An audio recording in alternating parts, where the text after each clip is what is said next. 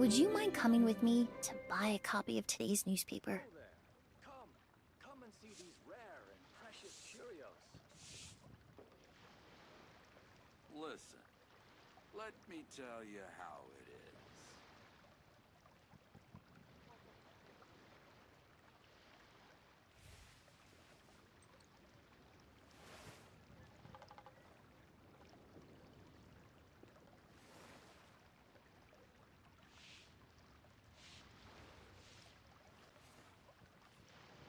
Oh there. Come and see these rare and precious Listen, curios. let me tell you how it is. Adventurer. Last around against me.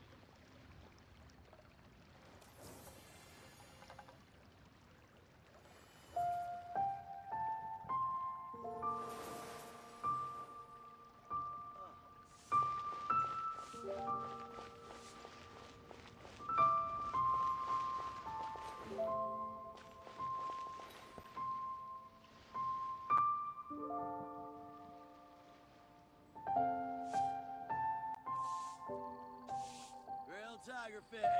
Get it while it's hot.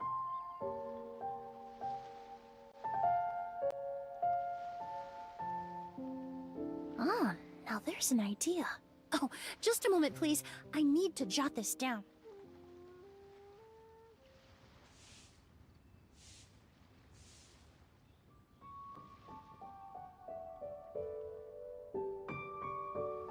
Real tigerfish. Get it while it's hot.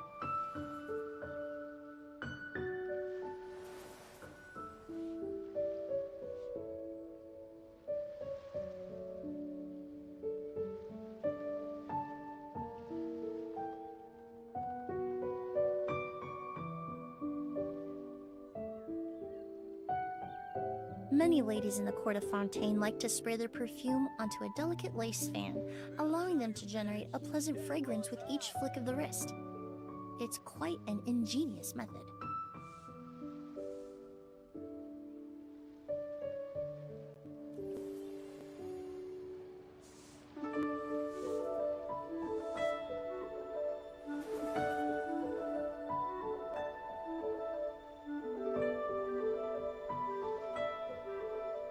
Real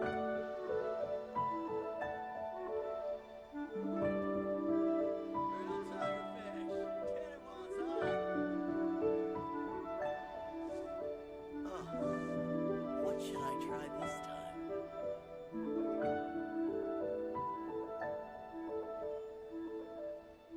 Ah, now there's an idea. Oh, just a moment, please. I need to jot this down. Real tigerfish. Get it while it's hot.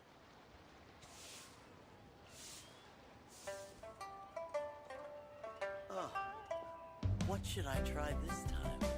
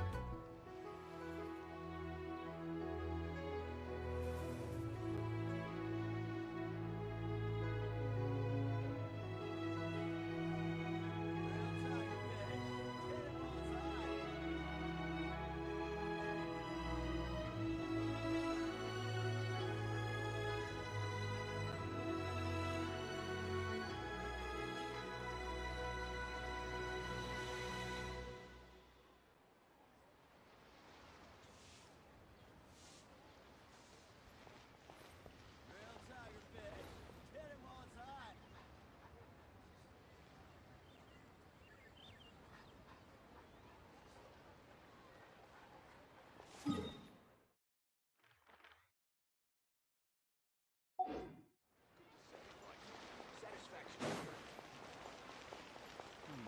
Should I save this money or invest it?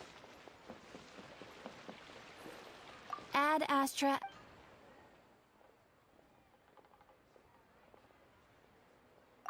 Thank you for completing today. Ad Astra.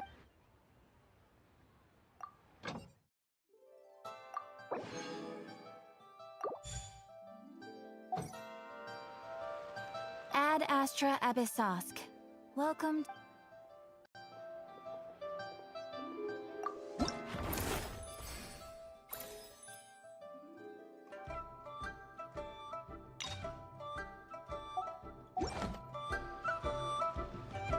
Ad Astra Abyssosk.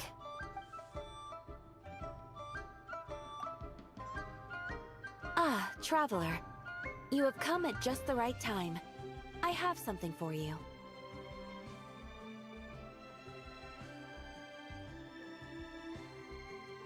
You're certainly very familiar with the kind of work we do. But I'm afraid this has nothing to do with any of the above commissions. Please take this brand new Adventurers Guild notebook. The Adventurer Handbook is for recording details of your completed commissions and intel on all sorts of monsters. Whereas this notebook is for recording the marvelous people and wonderful events you encounter on your travels. I hope it will be of help to you. Anyway, that's all for now. My commission is complete. Safe travels, traveler. Ad Astra Abyssosk.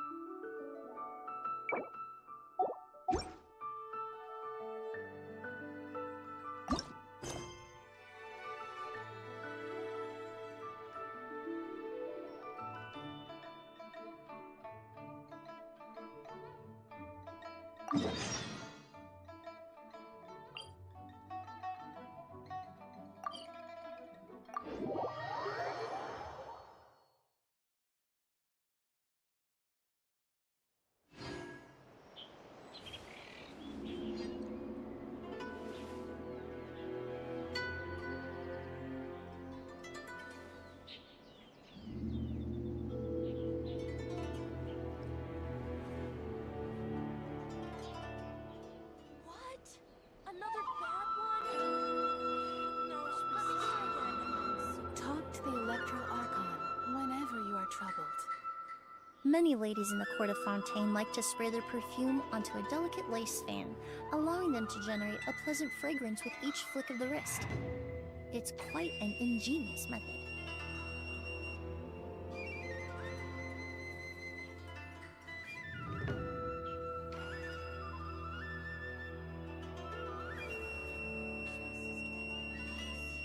Another bad one? Talk to the Electro Archon whenever you are troubled.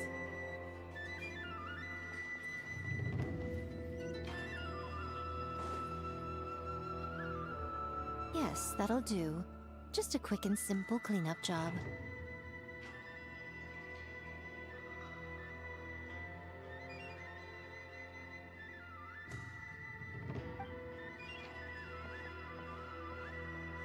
Ah, little one, you're just in time.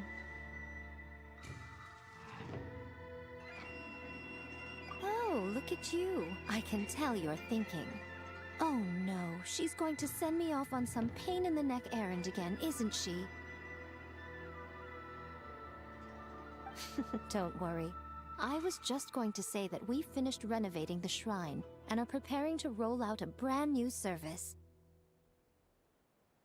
Now, I haven't had the chance to announce it yet, but here you are already.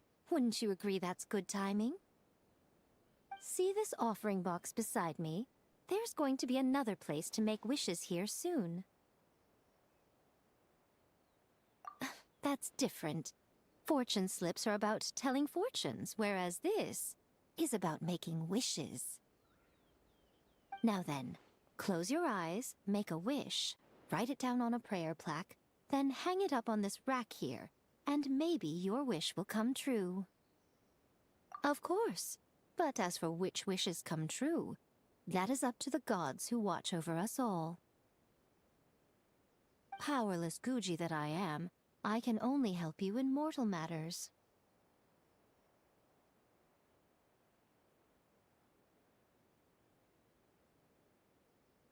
If that's what you wish for, then why not try it out? Here, take this fortune paper. It's left over from writing fortune slips. You can have it.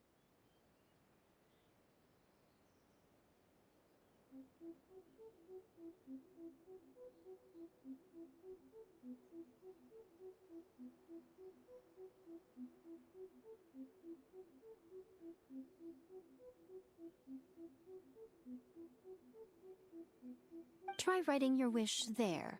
That might make it more likely to come true.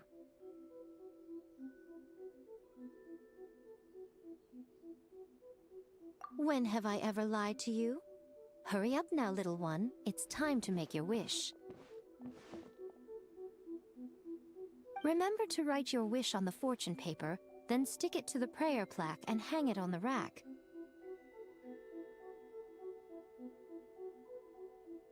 After that, your wish will be made.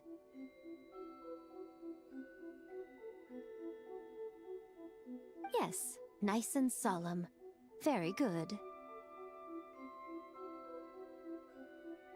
All right, little one, back to business with you. Remember to keep your ears pricked and your eyes open. After all, the person you wish to meet might just be sitting at some noodle stand, having themselves a lovely bowl. And bring me back one while you're at it.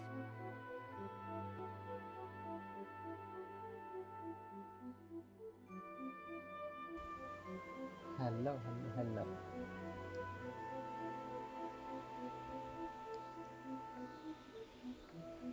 I like to add a real ID. No? Hello, Saidiko. Saidiko. I mean, no ID that has some talent.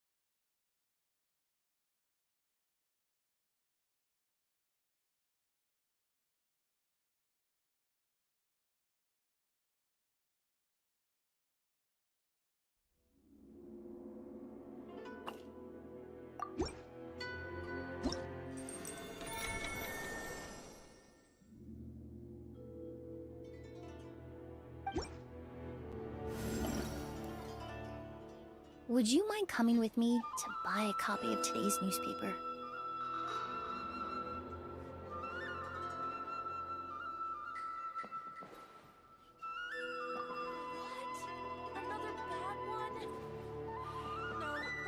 again.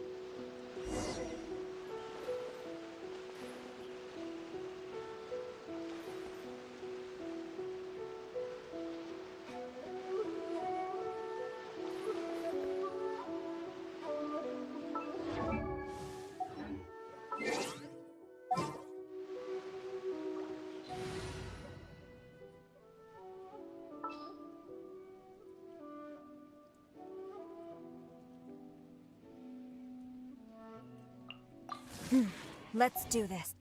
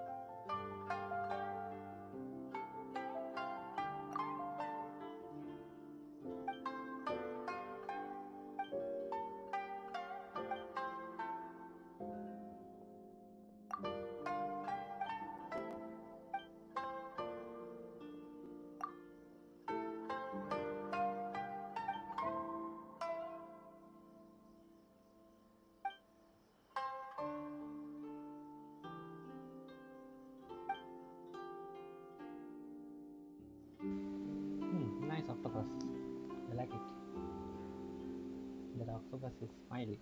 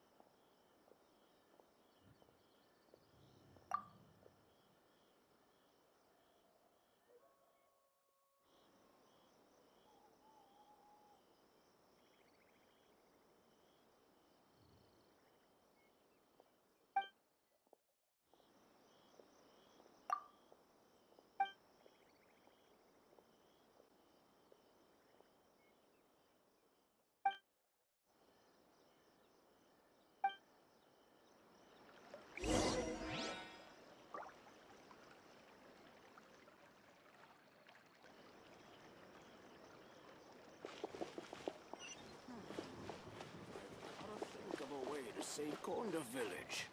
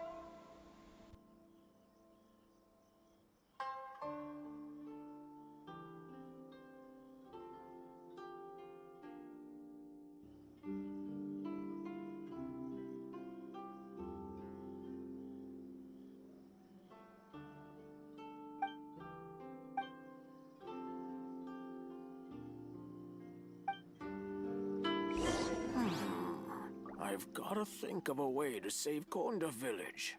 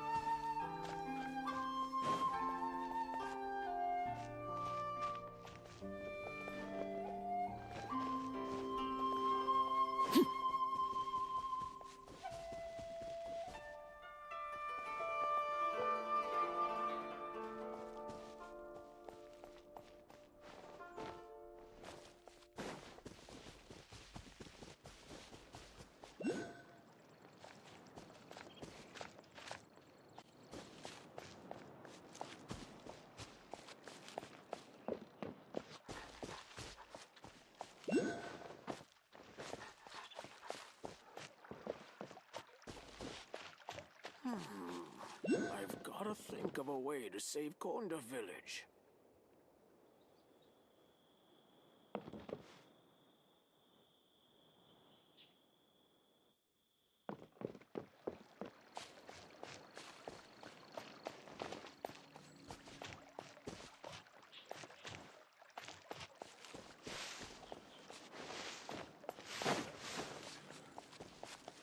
I wish it could be like this all the time.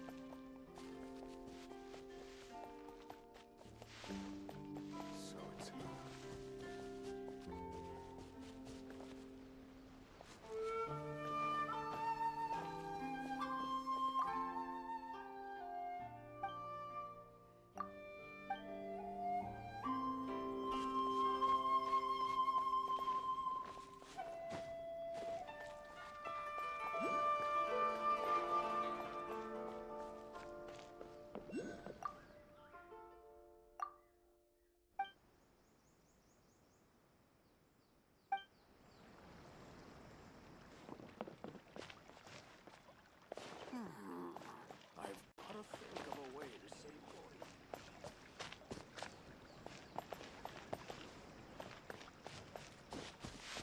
So it's her. The one I've been waiting for.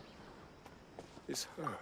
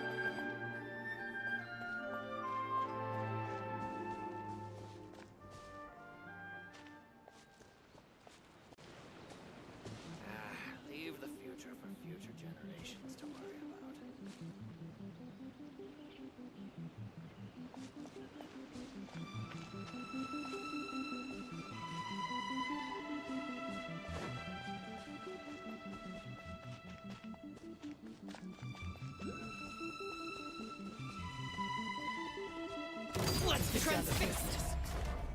Boom! There's more!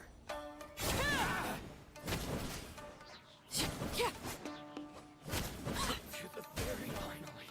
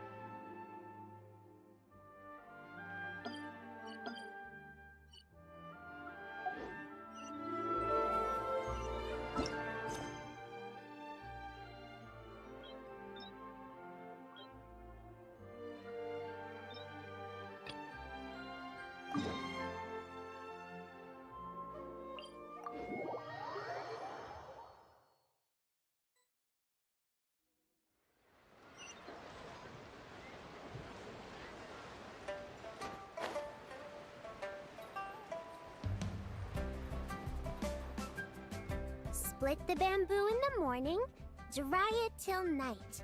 Shape and bend it nice and tight. Cross the strands to form a pattern, coat in silk, and you have a lantern. That's how you remember how to make a show lantern. Did you get all that, Chi-Chi? Morning. Split bamboo. Traveler. Then get silk. Make pie.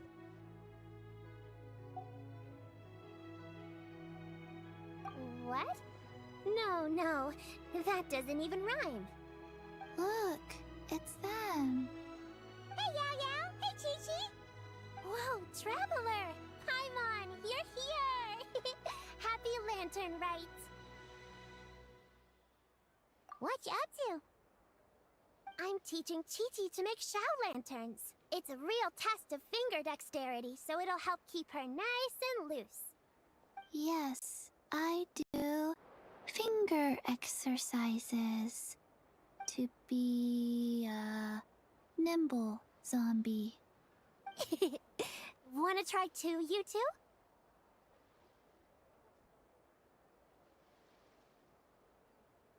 Oh, Okay. Well, we need a whole bunch this year so it doesn't get too dark at night. Too dark? What does that mean?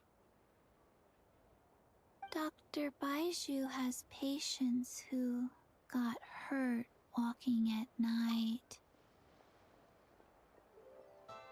The moon disappeared, so it was too dark to see. The moon disappeared? Like, behind the clouds? It was Jonju, the moon devourer. Changshan told me about it, but now I forgot.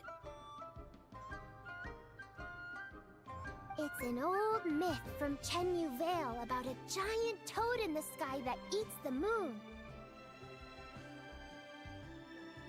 What?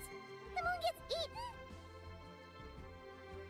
It's just a story. It's not like there's actually a giant toad in the sky. I asked Master about it, and she said myths are just insights into how the people of the past understood the world. Well, I didn't see it that night. But I've checked several nights since, and it's been there same as ever. According to Chi-Chi, though, the Ministry of Civil Affairs sent someone to do some kind of serious investigation. So, I don't know. Maybe something did happen. The Ministry of Civil Affairs? This is starting to sound bad. It's okay. You can fly. Even if it's too dark, you won't fall and get hurt. Yeah, exactly! So turn that frown upside down, Paimon, or someday you'll get a whole bunch of wrinkles and wake up looking like an old granny. What? Okay. No more frowning. But the Traveler can't fly. He could still fall and hurt himself, right? Don't worry. That's what the shout lanterns are for. As long as we make enough, Liyue Harbor will never go dark. Yeah, and there's the giant lantern too. Oh, right! I almost forgot! Look! This year's Grand Lantern commemorates the Adeptus who guards the moon! With her watching over it, the moon will be safe for sure. A white horse? Wait! So that's... the White Horse Adeptus?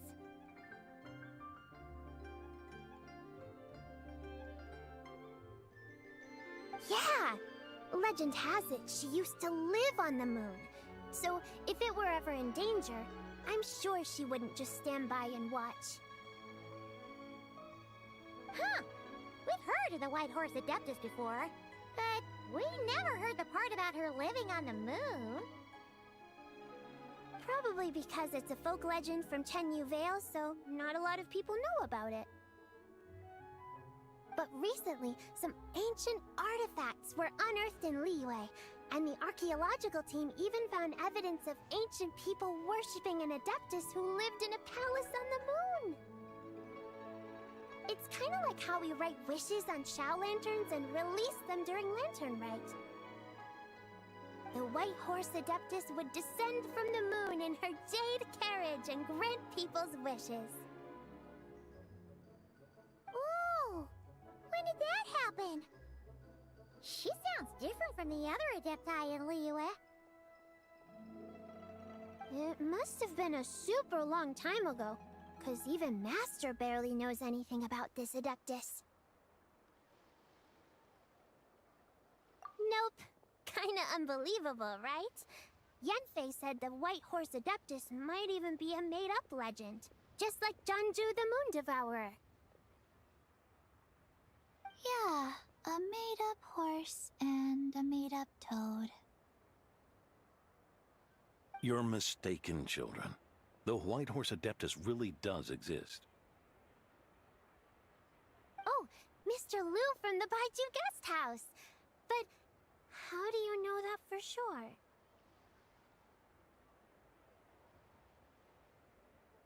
Have you ever wondered how the guest house got its name, Yao Yao? Baiju... White Colt. So, it's named after the White Horse Adeptus? That's right. And that's because one of my ancestors was once blessed by the White Horse Adeptus. Wait, really?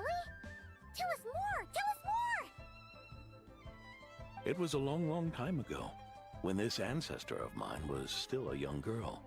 She was out gathering herbs and accidentally fell off a cliff, but the White Horse Adeptus rescued her.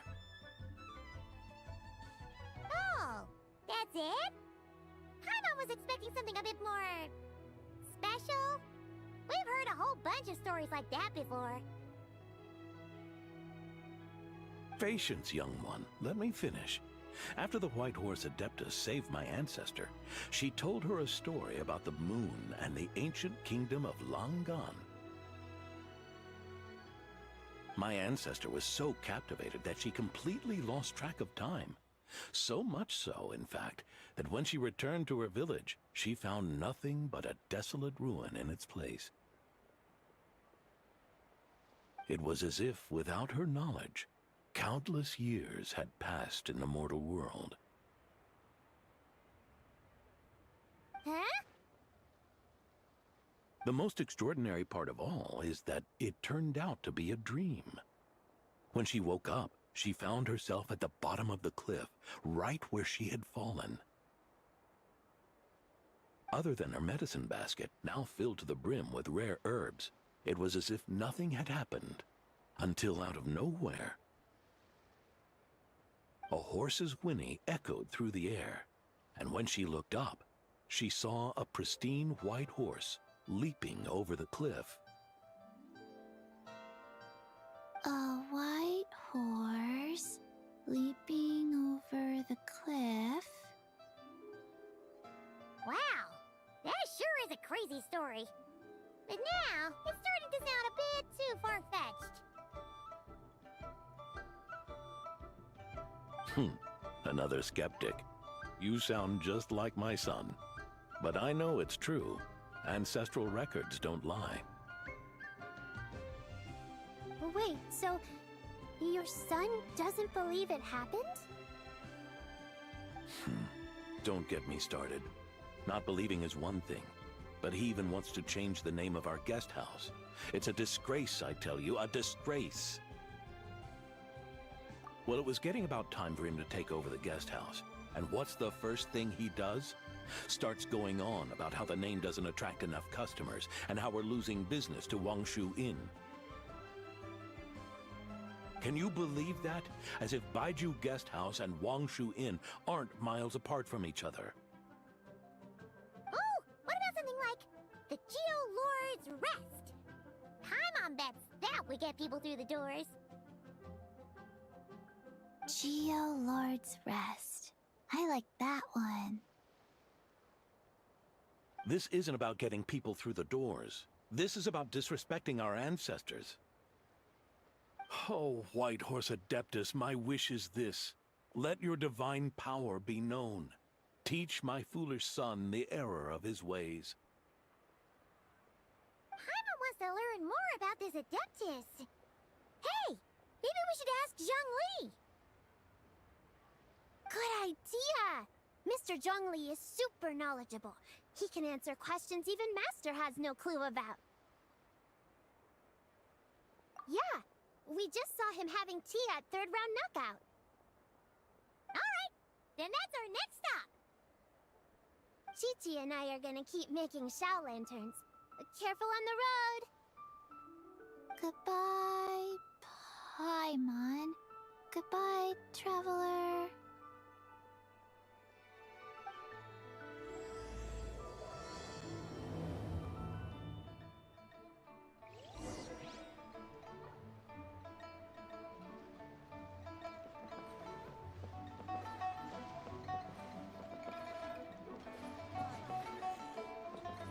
I should open a store here.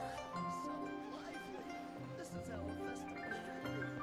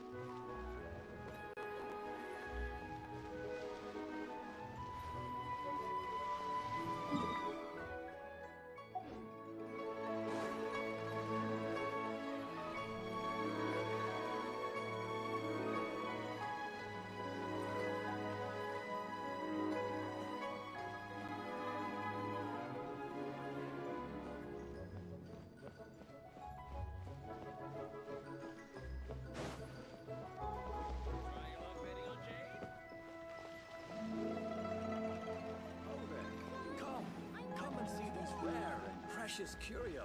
Listen, let me tell you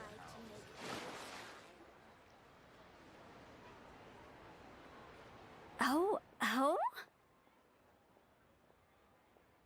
Oh. Curious. Impressive, right?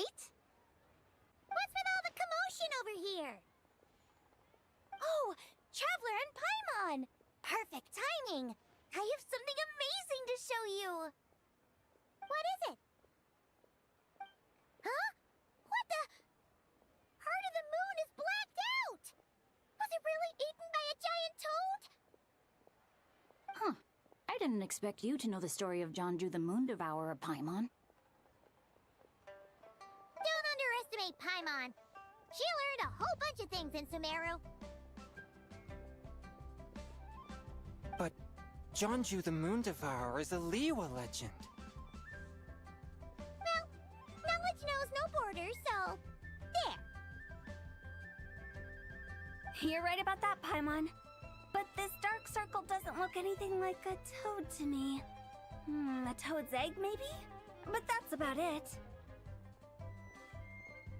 Oh, wait, Traveler! You've been in Nodcry, right? The people there worship the moon goddess. So you should know what's going on here. Really? Not even in a place where people worship the moon? Huh. Oh yeah! Master told me that the tale of Jianzhu, the Moon Devourer, was how ancient people explained a certain celestial phenomenon. But what is it exactly? Some kind of omen of disaster? How so? Oh, but in this picture, the moon is being covered from the center. So this can't be a normal eclipse. Then it's still an omen of some impending calamity? We never said that! Ugh, some crazy customer left it at the restaurant. Just thinking about it gives me the chills.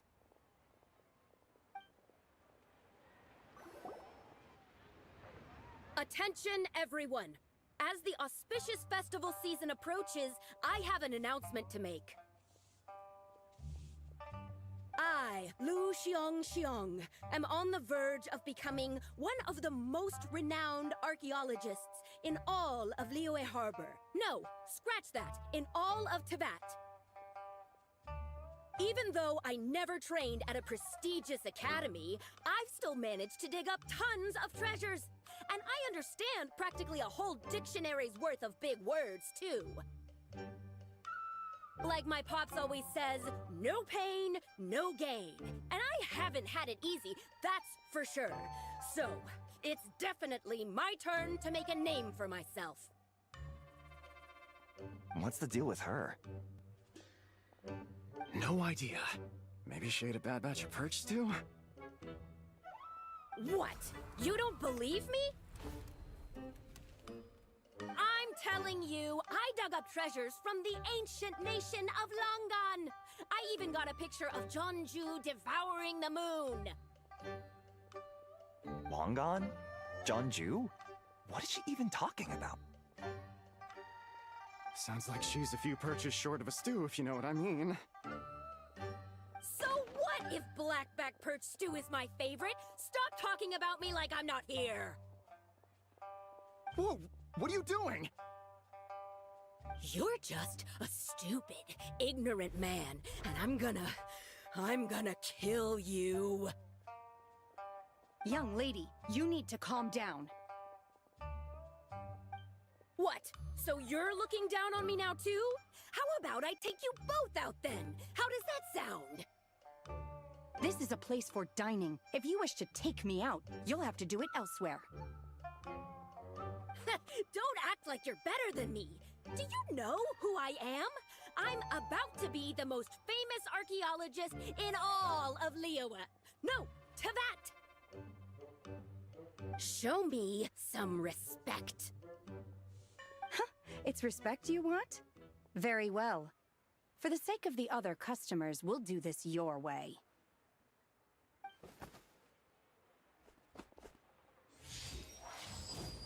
What? So Shenhe started the fight? She had no choice. The woman pulled a shovel out of nowhere and started going crazy, flipping tables left and right. She even injured 2 other customers. Shenhe did what she had to do to restrain her, then took her to the Ministry of Civil Affairs. Thank goodness Aunt Shenhe was there. Or who knows what might have happened. Yeah. I started cleaning up after all the commotion, and that's when I found this photo. I thought it might be the one she dropped, so I rushed over to show someone. She said she took a photo of Jeonju the Moon Devourer. This must be it. Can we really trust what she said, though? Clearly, something is going on with her. Paimon's got a point. It sounds like she wasn't acting right at all. How do we know she wasn't possessed by some kind of evil spirit? Aunt Shenhe would have noticed if she was possessed. All right. But what about the part about Longan and the treasure she found? What about it? What if she raided a tomb and dug up some super special relic, then got herself haunted by an ancient ghost? One so powerful that even Miss Shenhe couldn't sense its presence. Your imagination is something else, Hu Tao. Why would an ancient ghost come to Wanmin restaurant, huh? To eat my blackback perch stew? Hey, it could happen. I'd want to eat your food if I was a ghost. Wait a second. She mentioned the ancient nation of Longan, right? Paimon's heard that somewhere before. You know what? My brother mentioned that some ancient artifacts were unearthed in Liyue recently. Mostly colored glass, fine jade, and bronze relics. Some of the text inscribed on them has already been deciphered. There were some poetic verses, but the word Longan popped up as well. So, does that mean this Longan place is real? Still, Paimon knows we've heard the name somewhere before. Do you remember, Traveler? Right! His ancestor heard about it from the White Horse Adeptus. The White Horse Adeptus? Oh, so you must have been to see the giant lantern already. Yep. And it turns out that the White Horse Adeptus is super mysterious, too. Even Madame Ping hasn't met her. Wait, I thought she was the gold-eyed Celadon Mare of the 8 Adepts. That's just the interpretation you believe in, Hu Tao. There are other theories out there, too. The elders of Qingce village believe that during the Archon War, a white horse leapt from a clear spring, transforming into an adeptus who aided Rex Lapis in battle.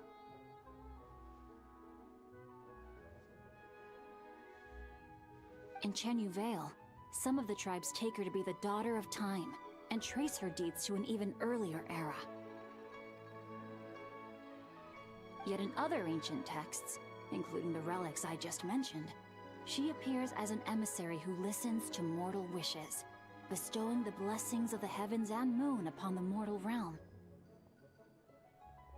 Which is why we write our wishes on Shao lanterns. That's so complicated. So what's the verdict? Which version is the truth? I'm afraid there's no definitive answer to that. You two have been all over Teyvat. Do you have an idea? Nope, sorry. We were actually on our way to ask Zhongli. He knows even more about this kind of stuff than us. Ah, looking for a consultant, huh? He's having tea with Miss Linlong. Shigu Antiques is hosting an exhibition tonight.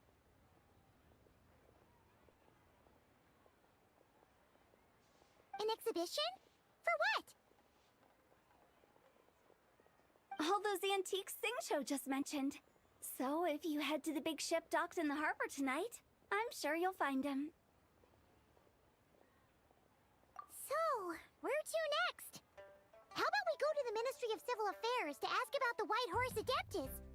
We might be able to find out more about the recent moon situation, too.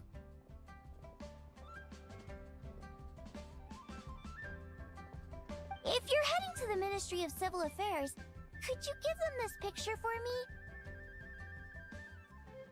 Since it belongs to that customer, she deserves to get it back at least. It might even help the Ministry with their investigation. Ha! Alright! We're off!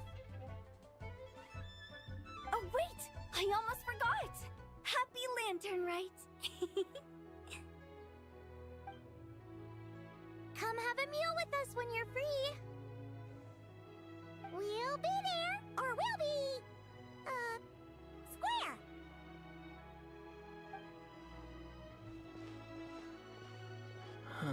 Thinking about it now, could it be possible that photograph was a fake?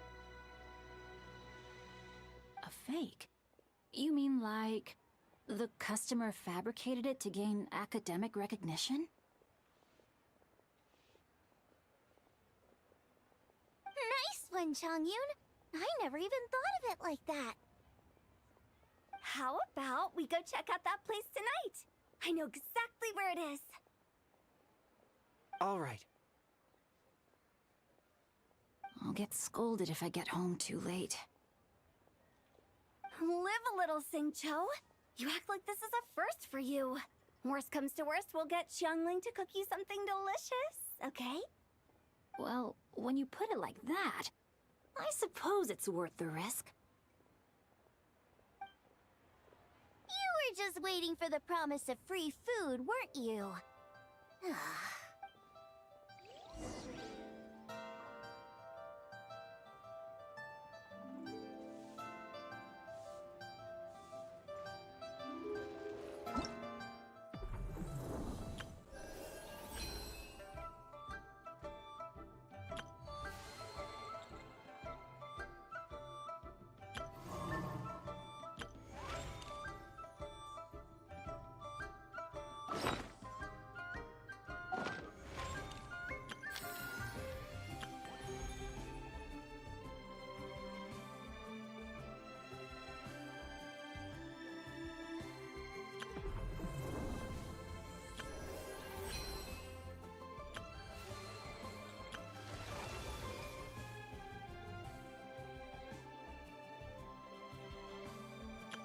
I know.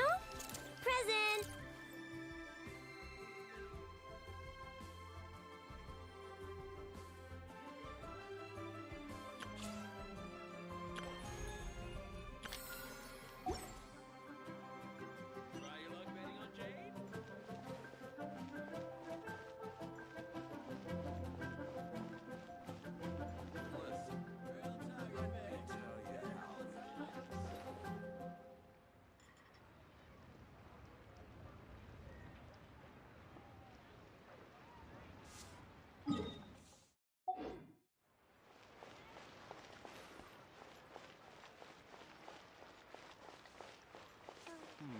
should I save it?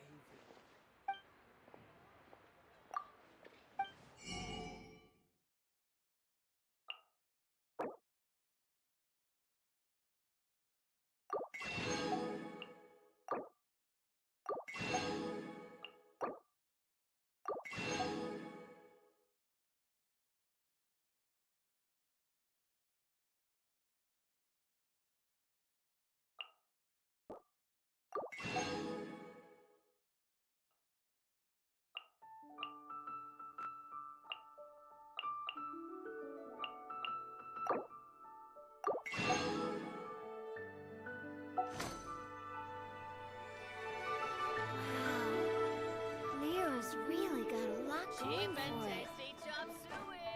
That's not being honest, that's just plain stupid.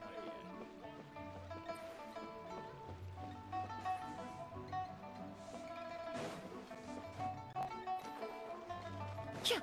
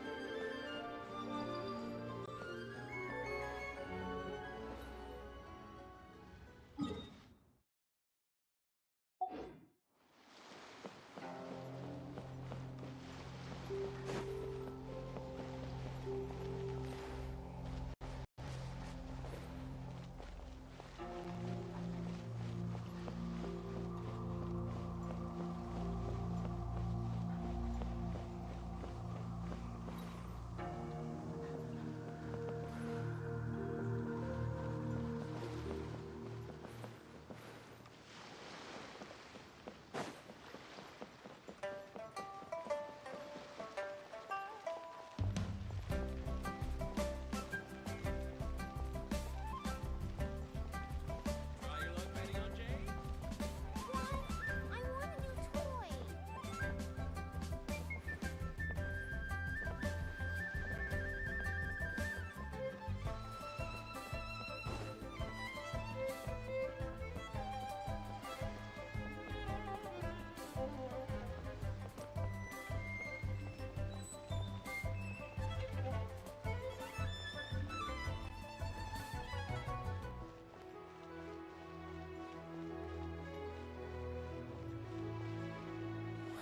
So lively.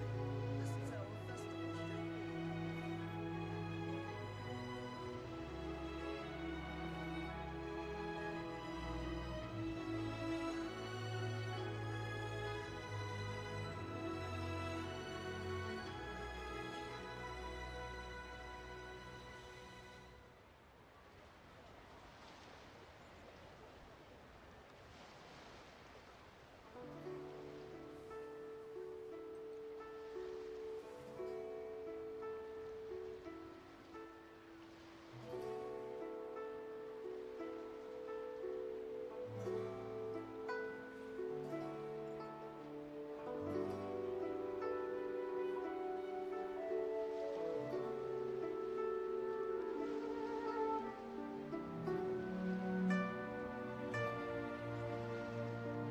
Ah, now there's an idea. Oh, just a moment, please. I need to jot this down.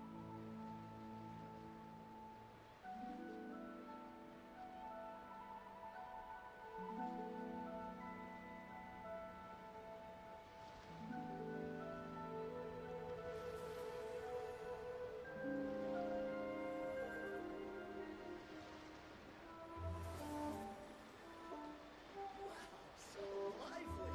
This is how a festival should be.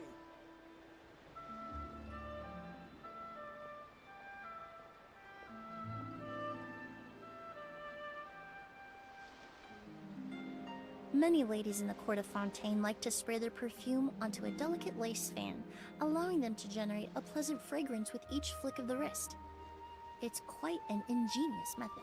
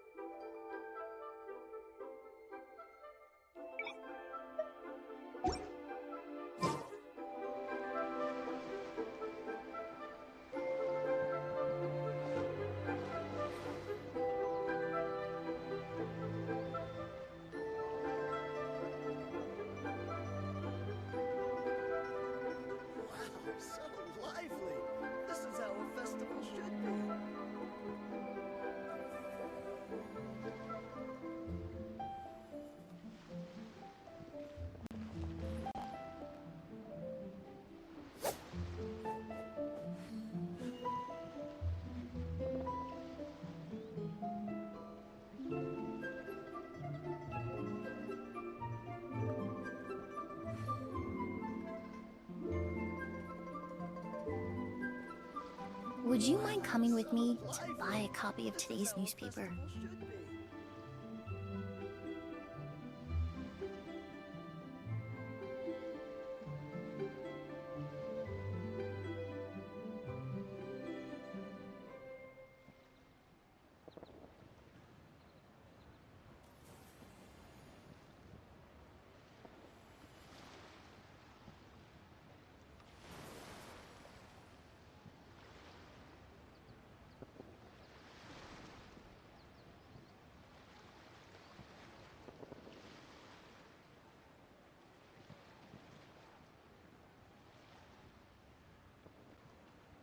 Many ladies in the court of Fontaine like to spray their perfume onto a delicate lace fan, allowing them to generate a pleasant fragrance with each flick of the wrist. It's quite an ingenious method.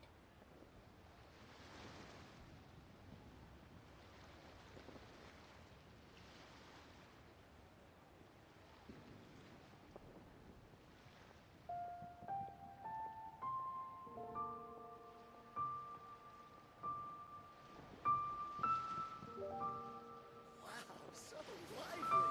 This is how a festival should be.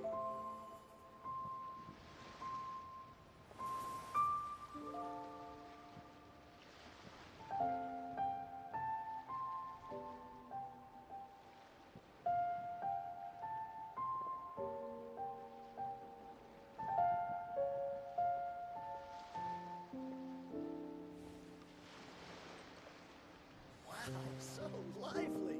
This is how a festival should be.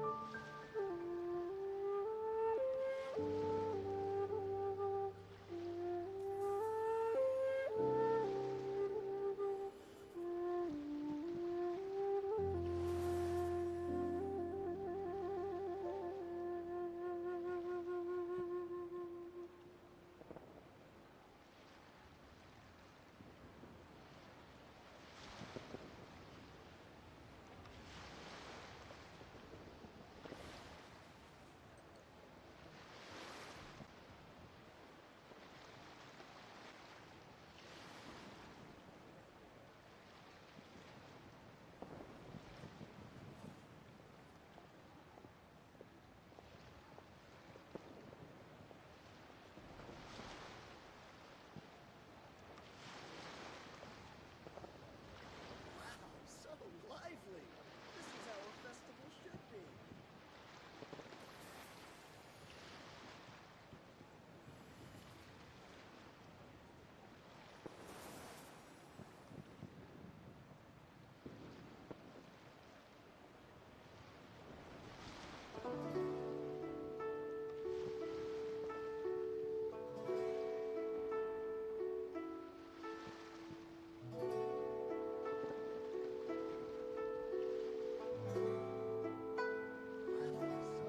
Ah, now there's an idea. Oh, just a moment, please. I need to jot this down.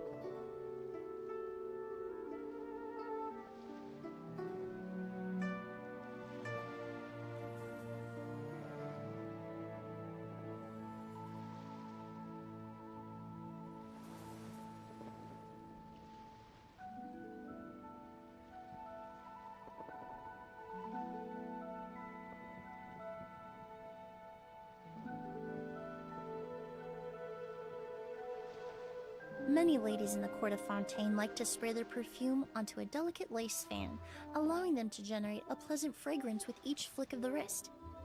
It's quite an ingenious method.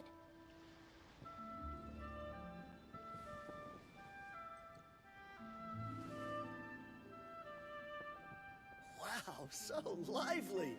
This is how a festival should be.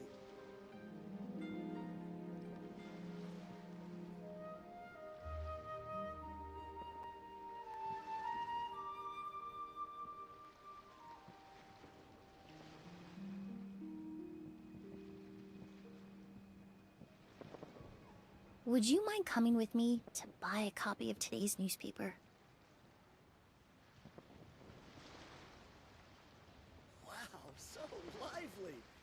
how a festival should be.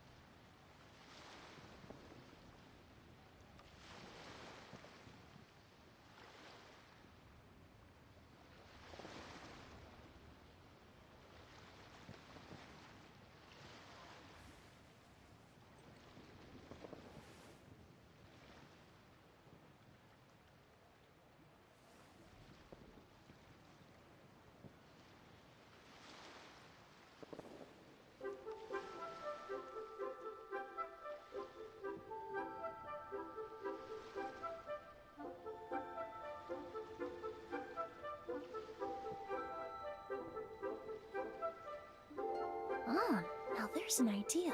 Oh, just a moment, please. I need to jot this down.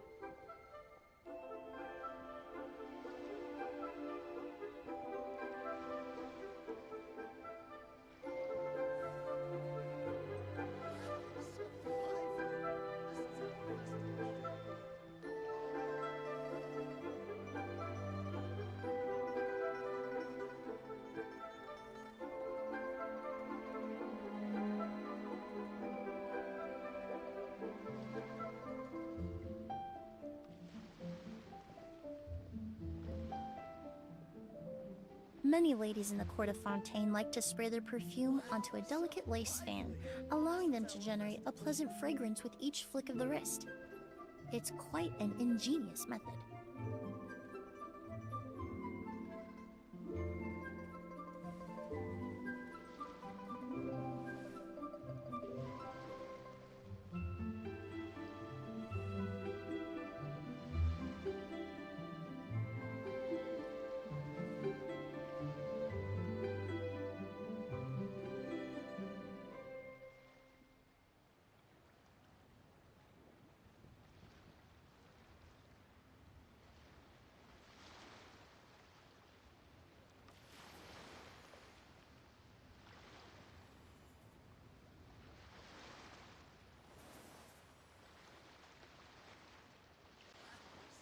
Lively!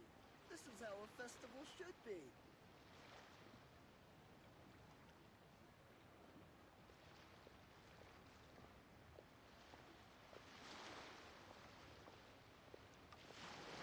Ah, now there's an idea. Oh, just a moment, please. I need to jot this down.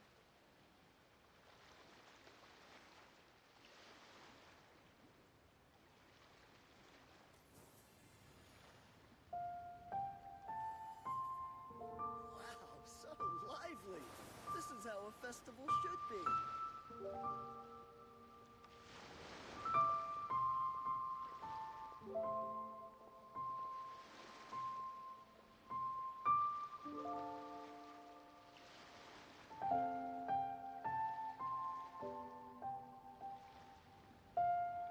Many ladies in the court of Fontaine like to spray their perfume onto a delicate lace fan, allowing them to generate a pleasant fragrance with each flick of the wrist. It's quite an ingenious method.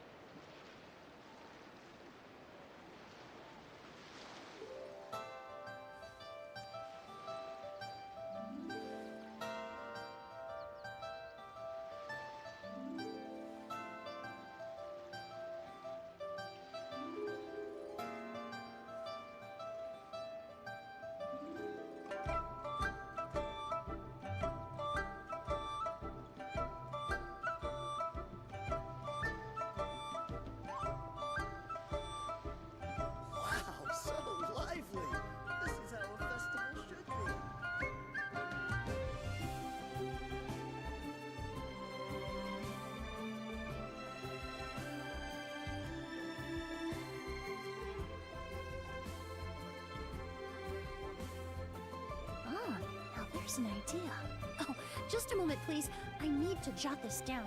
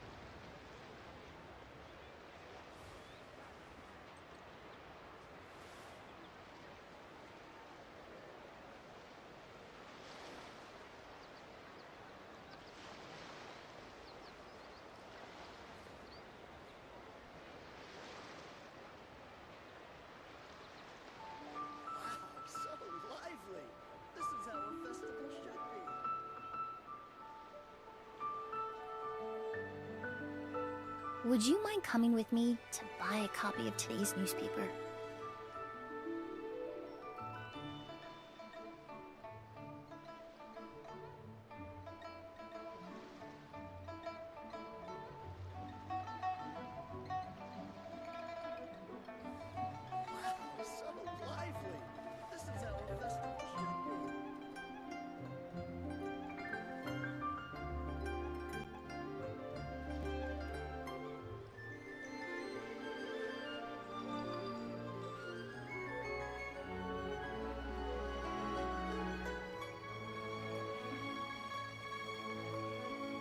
Many ladies in the court of Fontaine like to spray their perfume onto a delicate lace fan, allowing them to generate a pleasant fragrance with each flick of the wrist.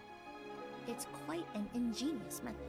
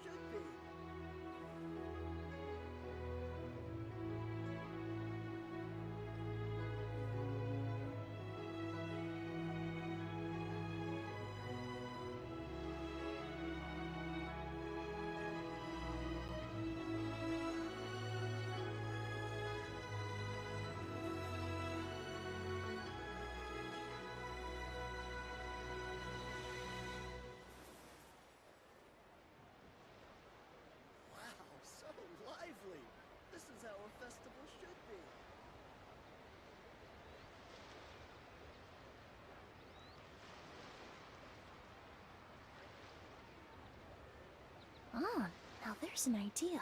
Oh, just a moment, please. I need to jot this down.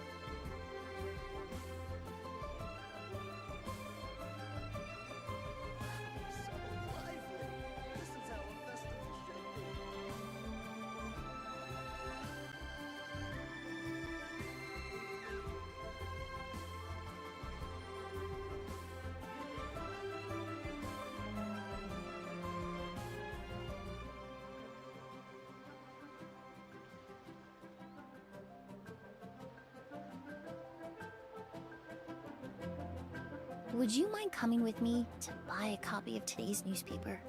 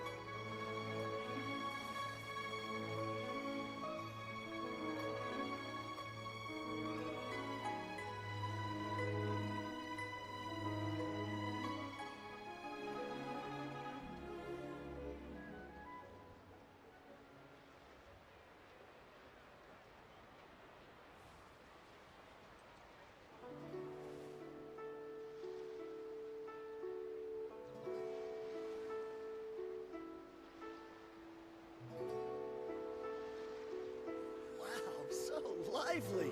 This is how a festival should be.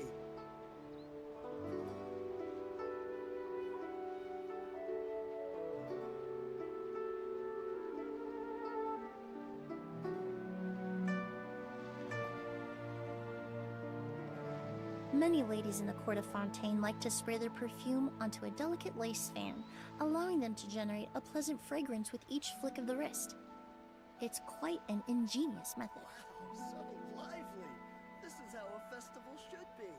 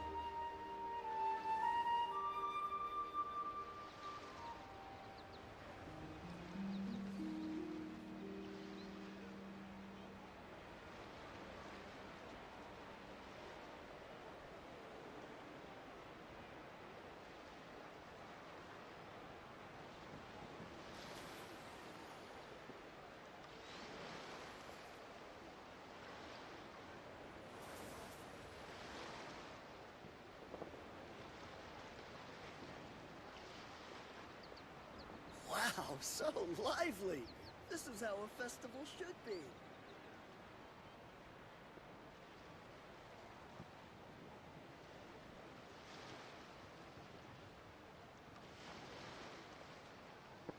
Ah, now there's an idea. Oh, just a moment, please. I need to jot this down.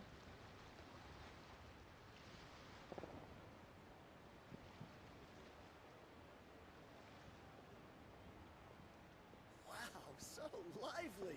This is how a festival should be.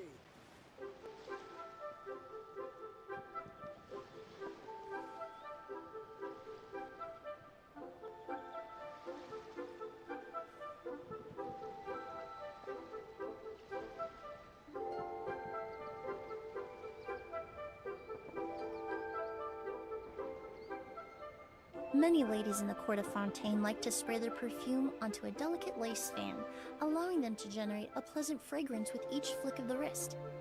It's quite an ingenious method.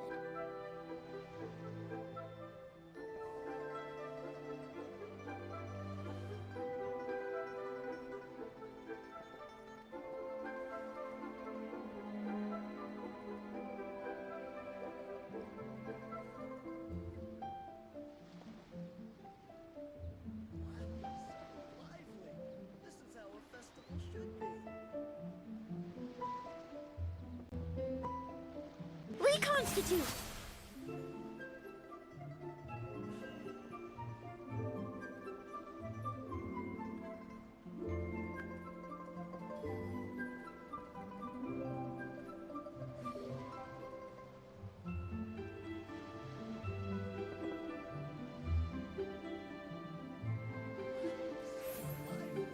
This is how a festival should be.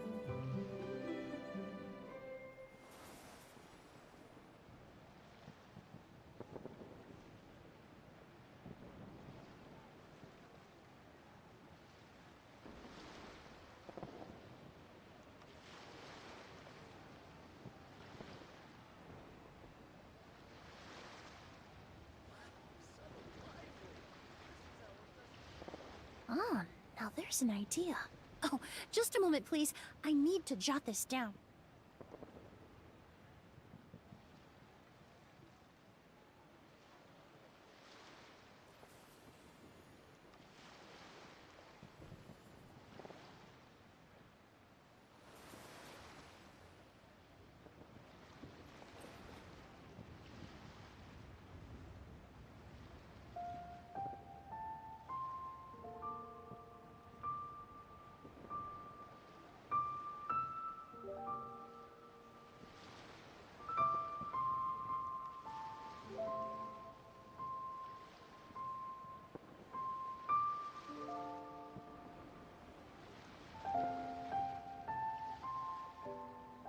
Wow, so Would lively! you mind coming with me This is to how a buy a festival copy of should today's be. newspaper?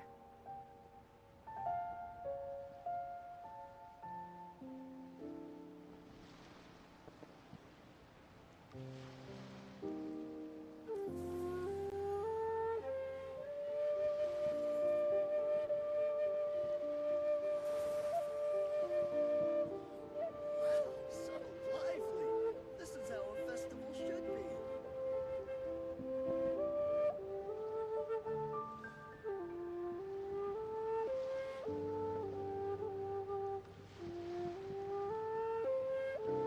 Many ladies in the court of Fontaine like to spray their perfume onto a delicate lace fan, allowing them to generate a pleasant fragrance with each flick of the wrist. It's quite an ingenious method.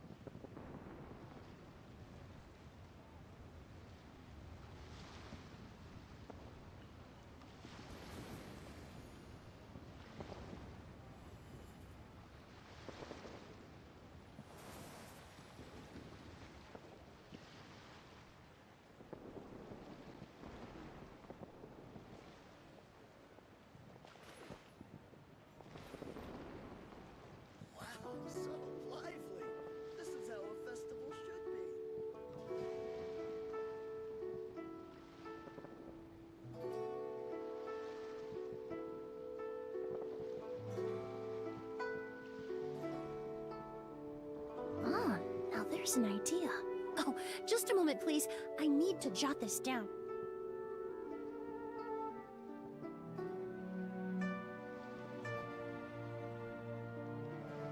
Wow, so lively. This is how a festival should be.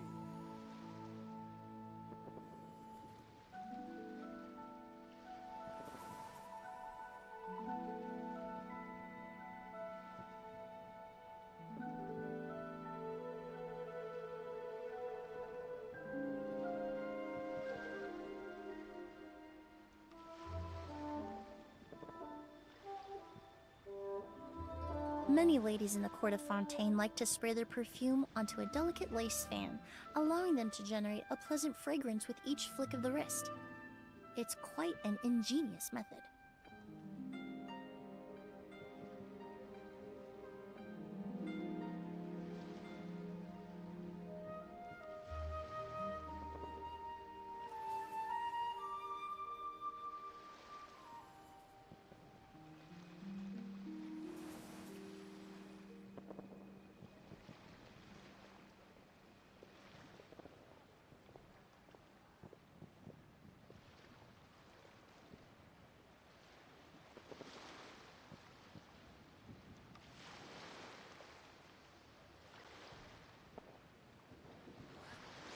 Lively. This is how a festival should be.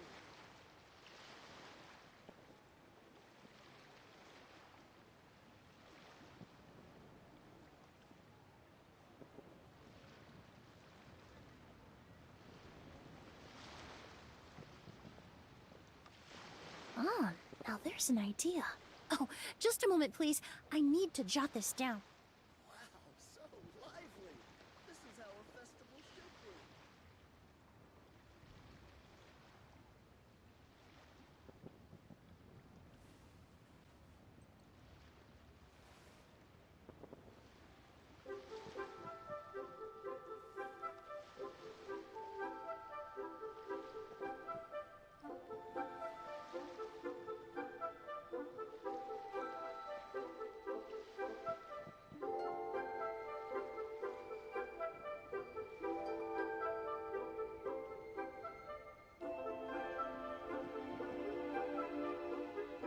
Many ladies in the court of Fontaine like to spray their perfume onto a delicate lace fan, allowing them to generate a pleasant fragrance with each flick of the wrist. It's quite an ingenious method.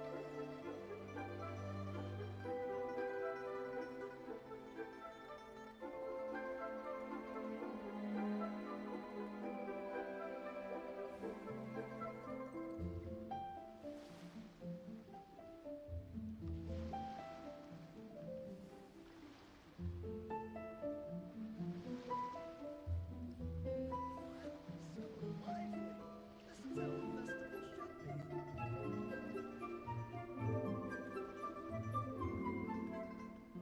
This is how a festival should be.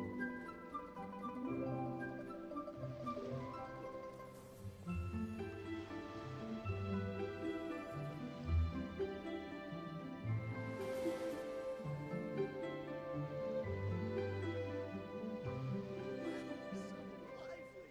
This is how a festival should be.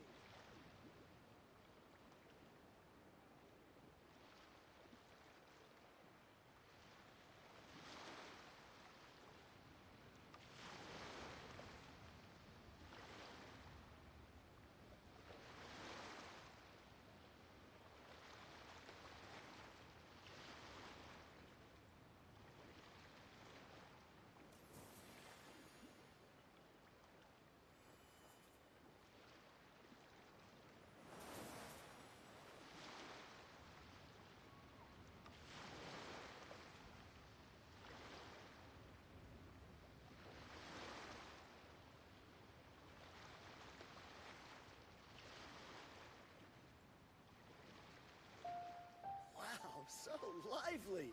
This is how a festival should be.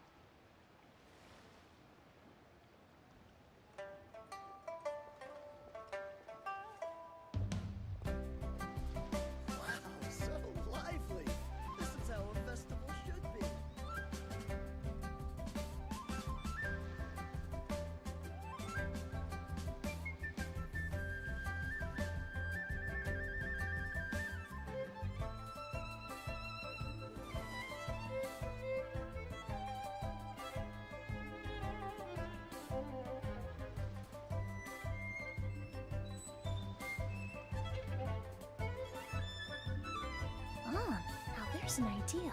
Oh, just a moment, please. I need to jot this down.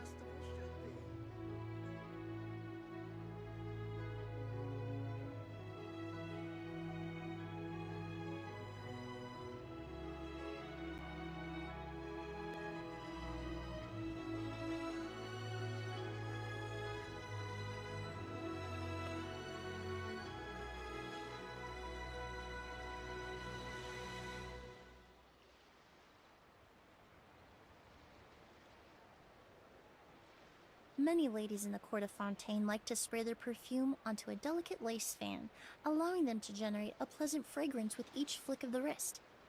It's quite an ingenious method.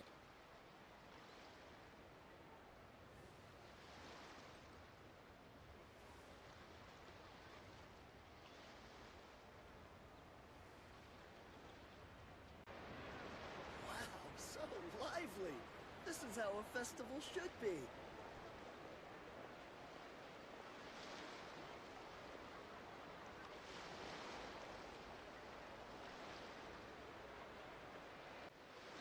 Would you mind coming with me to buy a copy of today's newspaper?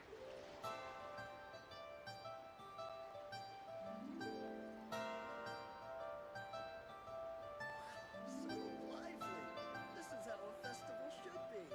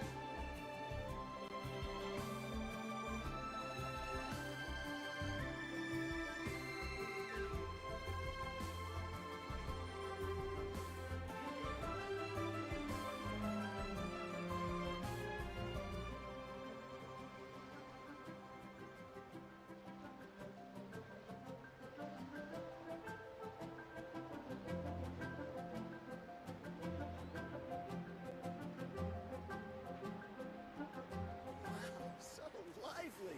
This is how a festival should be.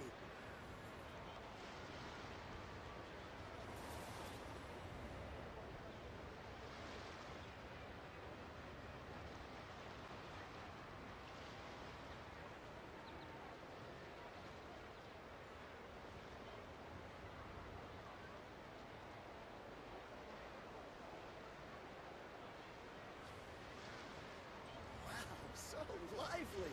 This is how a festival should be.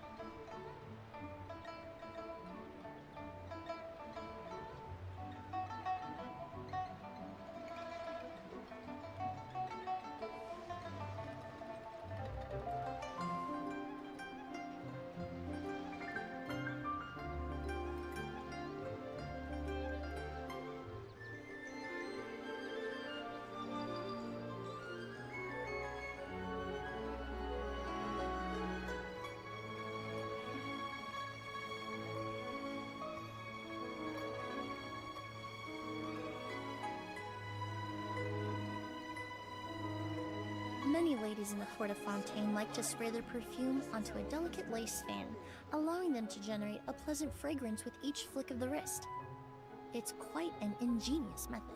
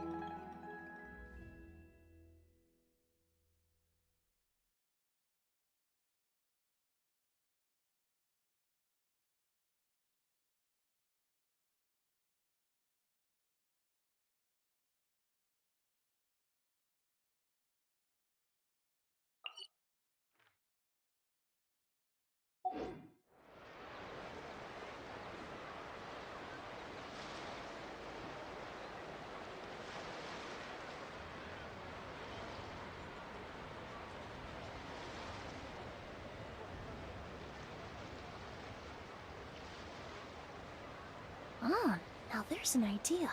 Oh, just a moment, please. I need to jot this down.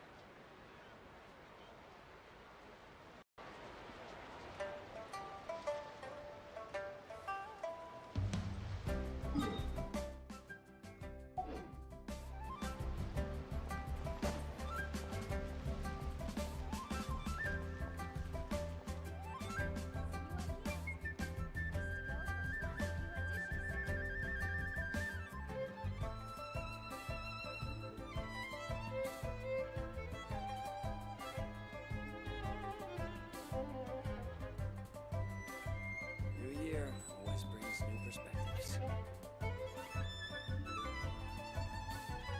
Many ladies in the court of Fontaine like to spray their perfume onto a delicate lace fan, allowing them to generate a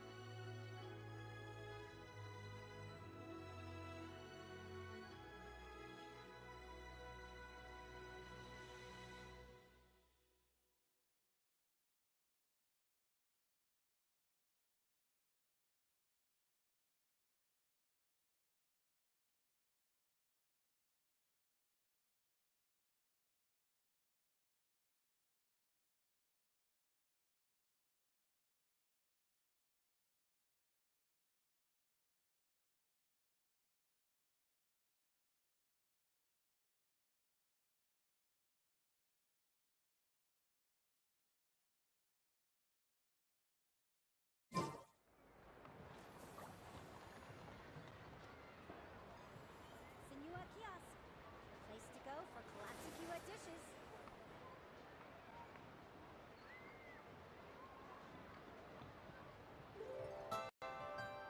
New year always brings new perspectives.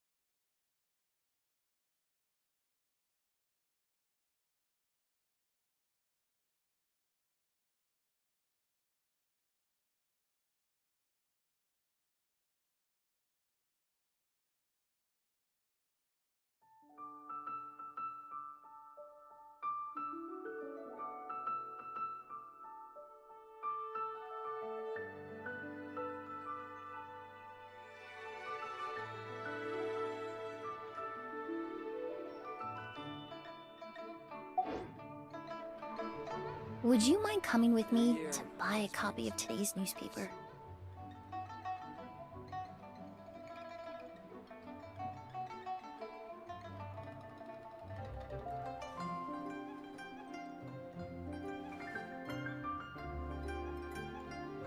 Senua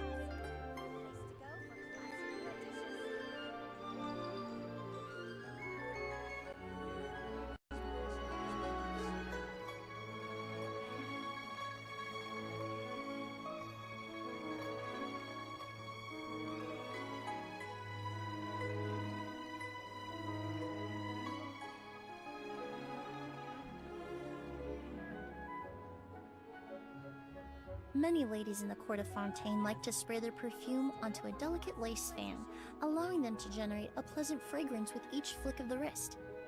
It's quite an ingenious method.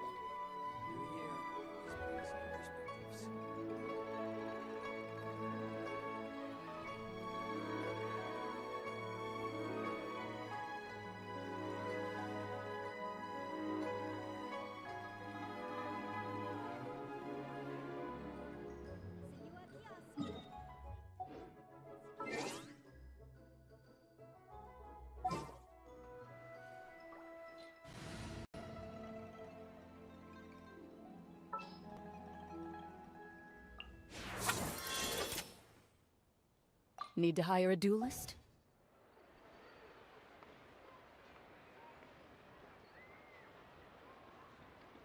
New year always brings new perspectives.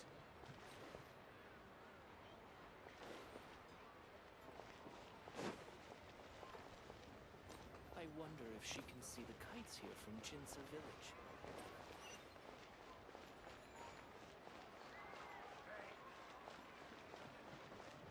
The key here is consumer psychology.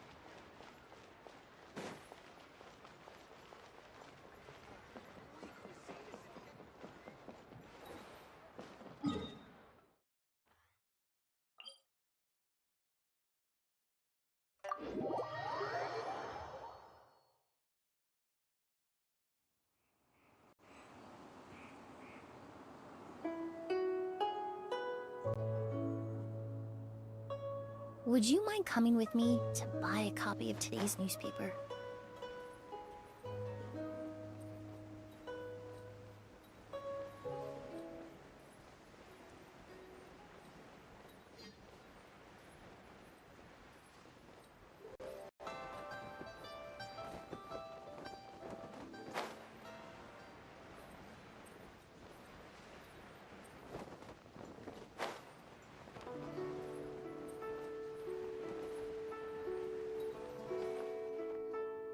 And your grandfather is of the same opinion, Miss Lanyon? Yes. On Lantern Rite, the moon shall go dark. That's what the signs are indicating. Celestial observation isn't Grandpa's strong suit, but he discussed it with several other elders from our clan, and their conclusion was the same. It's consistent with the information we've received from other sources as well. You mean the whole thing? About the legend of Jonju the Moon Devourer? Happening in real life? Yes, that's one of them. So it's true. I thought it was just a rumor. It's true. But right now, the bigger issue is that all our sources indicate the phenomenon's gonna happen again. I'm not sure this bodes well. Let's remain optimistic for now. We're making progress interpreting the artifacts, and Ganyu is consulting with the Adepti as we speak. Besides, apart from the incident at Wanmin Restaurant, there haven't been any other moon-related disturbances. Ningguang, Keqing, and Lanyan! You're all here! Oh, Traveler! In Paimon! It's been a while. Happy Lantern Rite. Yes, Happy Lantern Rite. What brings... You're certainly not the type to visit Yujing Terrace for no reason. Is there something I can help you with? What? We're not allowed to just drop in on our friends during the festive season? I was only teasing. You're welcome to visit us anytime you wish. Happy Lantern Rite. Oh, and about all the moon business you were just talking about? We have something to show you. Here, take a look! Whoa! Something really did take a chunk out of the moon. Someone managed to capture a picture of it. Is this Jonju, the Moon Devourer, then? Even though we confirmed this event took place, I still can't quite believe what I'm seeing. Where did you get this picture? From Xiangling! She found it when she was cleaning up after that customer caused a scene. She thinks they must have dropped it. Wait, is this Chawang Terrace? No, it's just where I'm from. It said that Chawang Terrace was where the ancient people of Chenyu Vale communicated with the heavens. And in this picture, the moon happens to be right above Chawang Terrace. I was just surprised, that's all. It's probably just a coincidence. That's interesting because the ancient people of Chenyu Vale migrated there from the chasm area. The chasm? So, that place is involved too? According to our investigation, that customer you just mentioned, Lu Xiangxiang, her father and grandfather are merchants in Liyue Harbor, and her mother and grandmother grow tea in Chaoying Village. A few days ago, she left her home in Chaoying Village to join a civilian archaeological team funded by Hoishan Hall, and ended up excavating some artifacts in the chasm area. These artifacts were then entrusted to Shigu Antiques and are set to be featured in an upcoming exhibition. Then, of course, the incident at Wanmin Restaurant occurred. We suspect something happened during the excavation that left her with quite the shock. And now, it seems like she also went to Chawang Terrace and took that picture of the moon disappearing. The chasm? Chawang Terrace? Things are getting pretty complicated. She's not in a good mental state, so we took her to Boo Boo Pharmacy to get some help.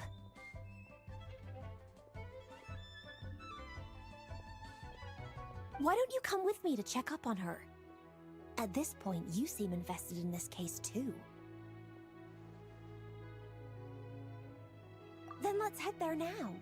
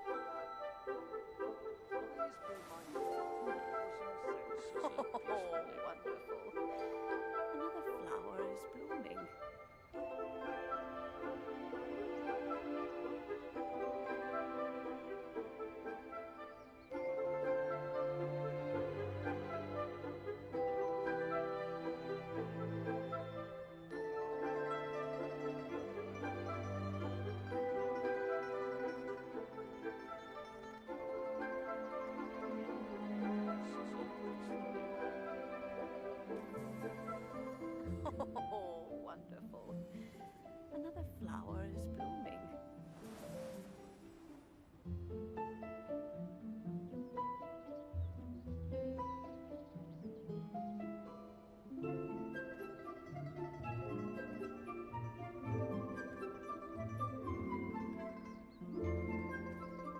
Many ladies in the court of Fontaine like to spray their perfume onto a delicate lace fan, allowing them to generate a pleasant fragrance with each flick of the wrist. It's quite an ingenious method. Oh, wonderful.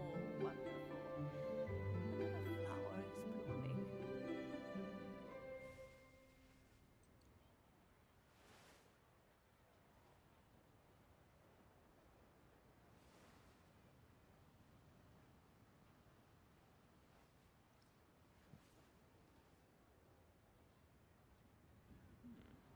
This is a peaceful neighborhood.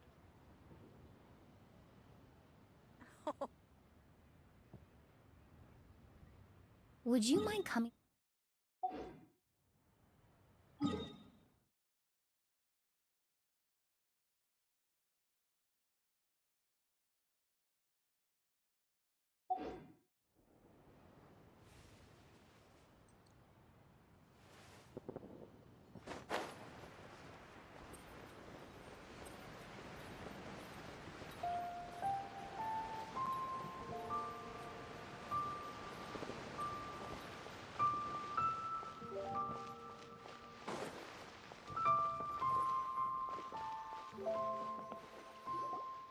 Ah, Lady Yuheng. Oh, and the Traveler and Paimon are here as well. What a pleasant surprise. Happy Lantern Rite. I hope we're not interrupting, Dr. Baiju. Not at all. I assume you're here to see the patient? Unless it's urgent, however, it would be best not to disturb her rest. It's quite unstable. She's even more agitated than when she first arrived. And she refused to cooperate when we tried to check her over. I had no choice but to prescribe a calming draught and to have her rest for 2 days. So she's getting worse? That isn't the news I was hoping for. It's just a precaution. Based on an earlier conversation with her, it seemed more like a fixation than anything else. She hasn't lost her mind. That's right. When we asked about it, she kept insisting she was going to be famous far and wide. Well, it might not be far and wide, but she certainly made a name for herself around Yujing Terrace. Even some of the Qixing know who she is. Not often, that's for certain. From my initial assessment, the patient appears to have experienced some sort of shock, and whatever it was seems to still be haunting her. But what could have caused such a thing? The relics from the chasm? Or the moon above Chuang Terrace that night? Come back in 2 days, and you might just have your answer. I suppose that's all we can do for now. We'll take our leave then, Dr. Baiju. Of course. If you need anything else, don't hesitate to stop by. Speaking of those relics from the chasm, aren't they being featured in an exhibition tonight? That's right. Are you planning to attend? Yeah! We wanted to have a talk with Zhangli anyway, and now Paimon's even more curious about these relics. I would, except every item in the exhibition had to be registered with the Ministry of Civil Affairs. So I'm afraid it's been spoiled for me. I reviewed them all myself. There are some rather peculiar artifacts, that's for certain. We're still working on decoding the ancient text that appears on them. Yeah! The word jade appears a whole bunch, doesn't it? Huh? How did you know? Shincho told us. He said there were some ancient poems on them, too. He's quite well informed, isn't he? Well, he's right. We believe they're direct references to the ancient nation of long gone. As for the other text, instead of regular poetry, it seems to be more like ceremonial language used to worship the moon and the gods. The moon and the gods? Well, looks like it's almost time for the exhibition. You two should head over. There's an...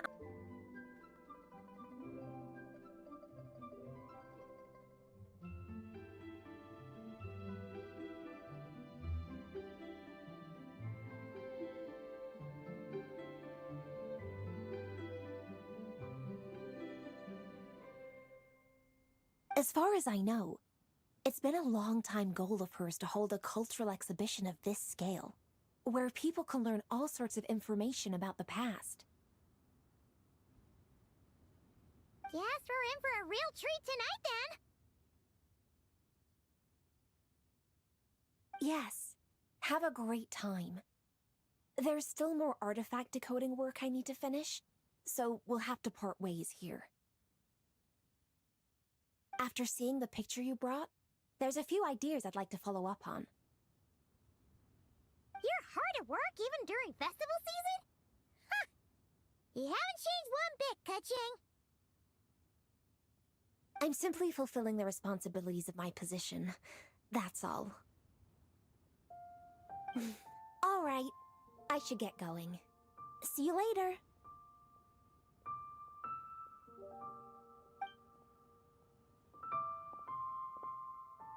Well, guess we should head over to the harbor and find that usher.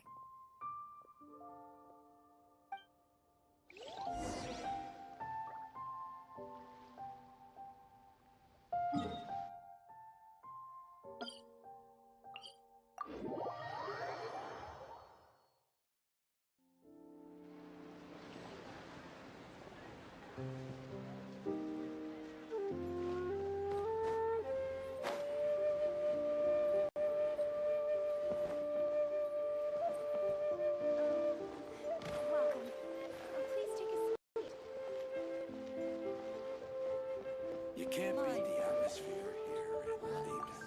Ah, here for the exhibition? I can take you aboard. After you.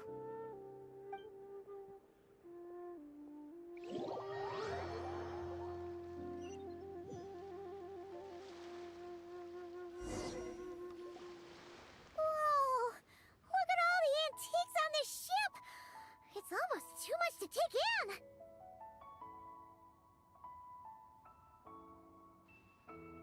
Greetings. I trust you've been well since last we met? Aha! Speak of the devil! You're right where Hu Tao said you'd be! Ah, so Director Hu gave me away, did she? Don't act like you're up to some super secret business. We know you just do whatever you feel like. Yo, Traveler! Paimon! What's up? It's been a while, you two. Happy Lantern Rite. Beidou! Yunshin! It's great to see you! You're here for the exhibition too? Yes. When I heard these artifacts were from ancient times, I just knew I had to come learn more about them. I mean, what a discovery, right? Yeah, Ningguang pretty much said the same thing. She thought coming here might help culture me up or something. But as you know, I'm more of a fists and punches type of person. I doubt one exhibition is gonna change that.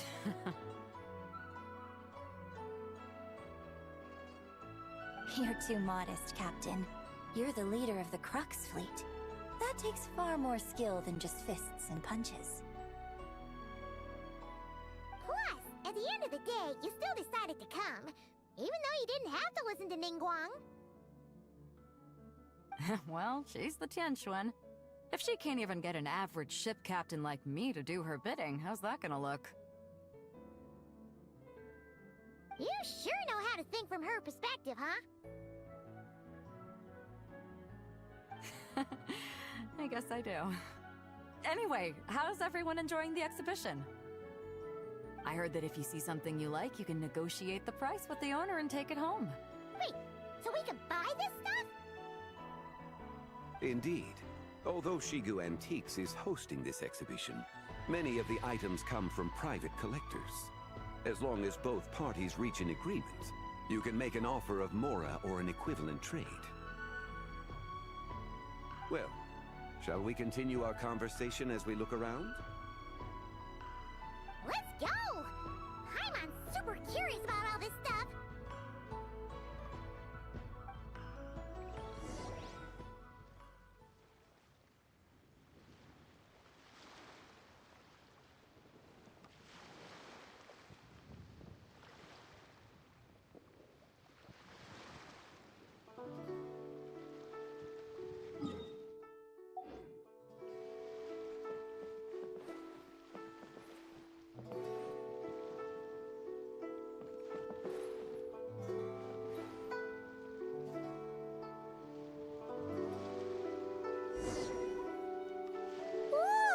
Look at this painting! There's a huge toad on it! Could it be... Huh. This material is quite unusual. It doesn't look like paper.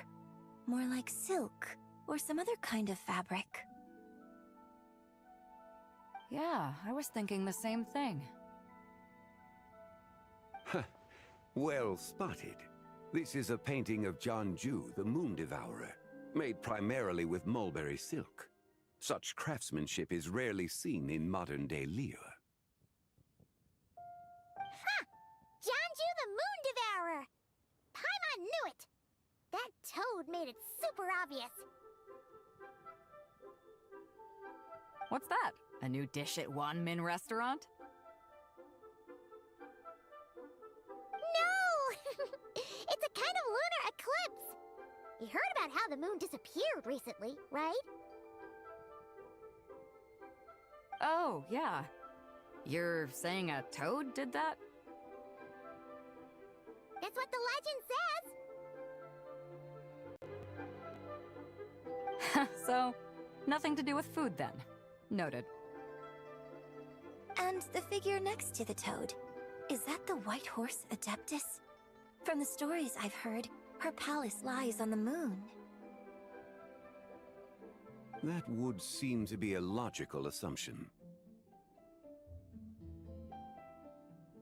No.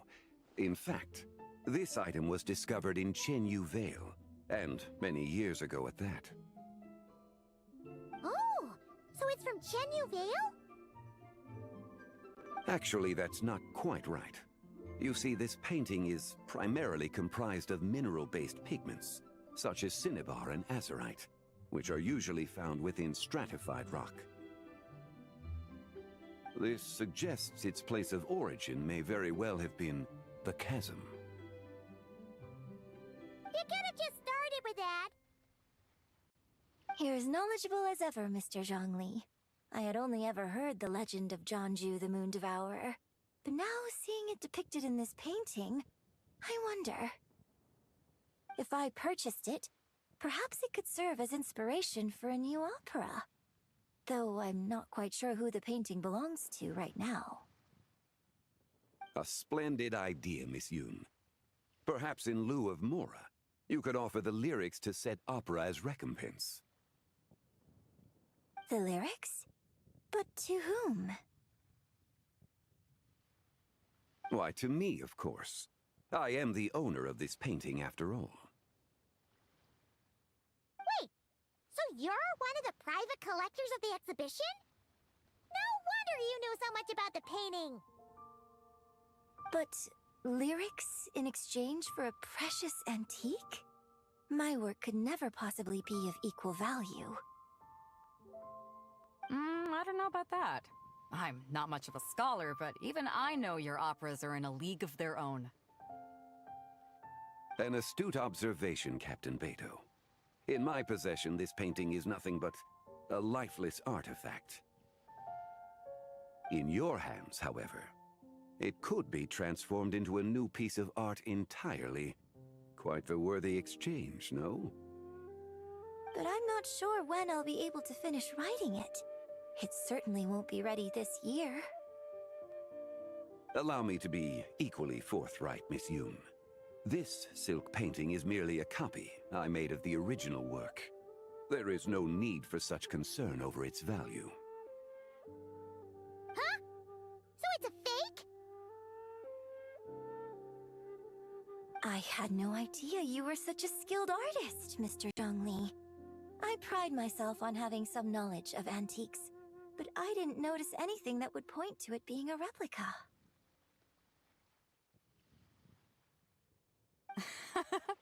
You never cease to amaze me, Mr. Zhongli. You flatter me. All that said, Miss Yoon, you must accept. Truly, I insist. Huh. He's gone from handing out fake Mora to fake paintings now, huh?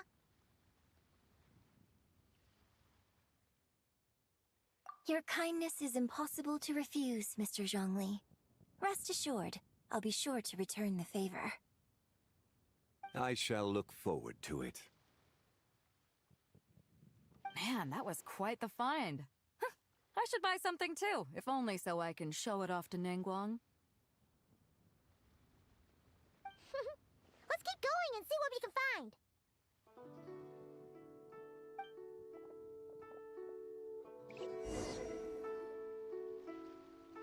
Wow. This bronze war chariot is really something. It must have quite the story behind it. I've never seen anything like it before. Do you know what this is, Zhongli? Ah. I heard from Miss Linlong that a carriage made of Celadon jade was unearthed in the chasm. A copper canopy, a body adorned with flowing clouds and geometric patterns. Yes, this must be the one. A precious piece indeed. This thing's gotta be thousands of years old, right? Crazy to think people back then were capable of such intricate metalwork. Too often, we view the past and future through the lens of the present.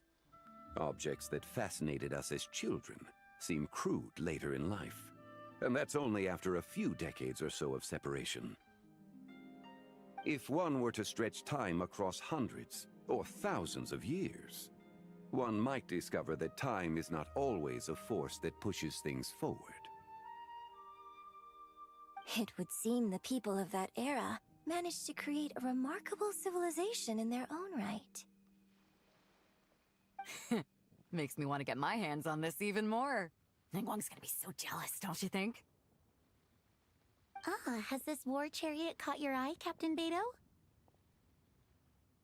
Oh, you must be Linlong from Shigu Antiques. Nice to meet you. This exhibition has been amazing so far. Well, that's all thanks to supportive patrons like you and Mr. Zhongli, of course.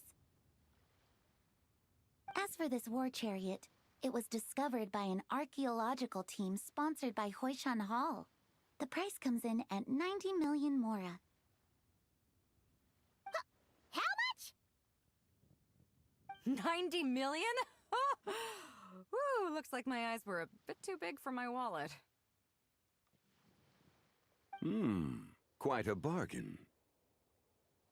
A bargain? 90 million more I could feed Paimon for like 1,000 years.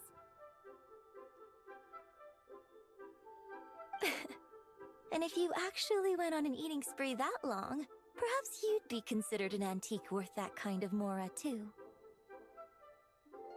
What, 90 million? Nuh-uh! Paimon's worth way more than that! Well, if Mr. Zhongli thinks it's a good deal, I'm sure it's worth it. Beto's putting way too much faith in Zhongli. What if he's only here to drive up sales? I'll take the chariot, Miss Linlong. Someone will come by with the payment. Quite the discerning eye you have, Captain. After the exhibition ends, I'll have someone deliver it to the Alcor. Actually, could you send it straight to Yujing Terrace? I'd like for the Tianquan to see the proof of my discerning eye for herself. Understood. Great! Yunjin and I both found something. What about you three? Want to keep perusing? Don't worry about the Mora, it's all on me.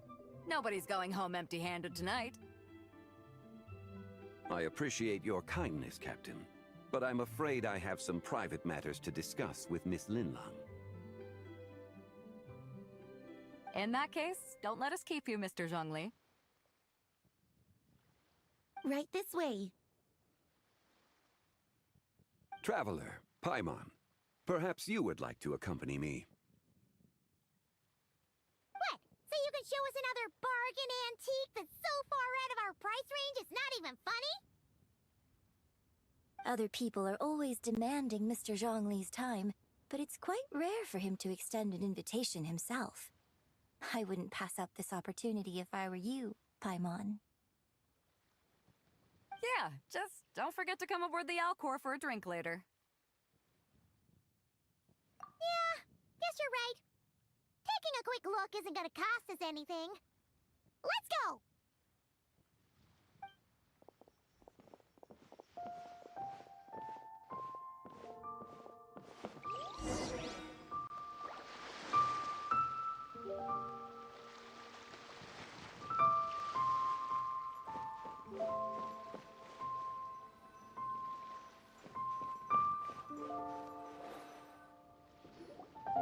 These are all the jade pieces that were found, Mr. Zhongli.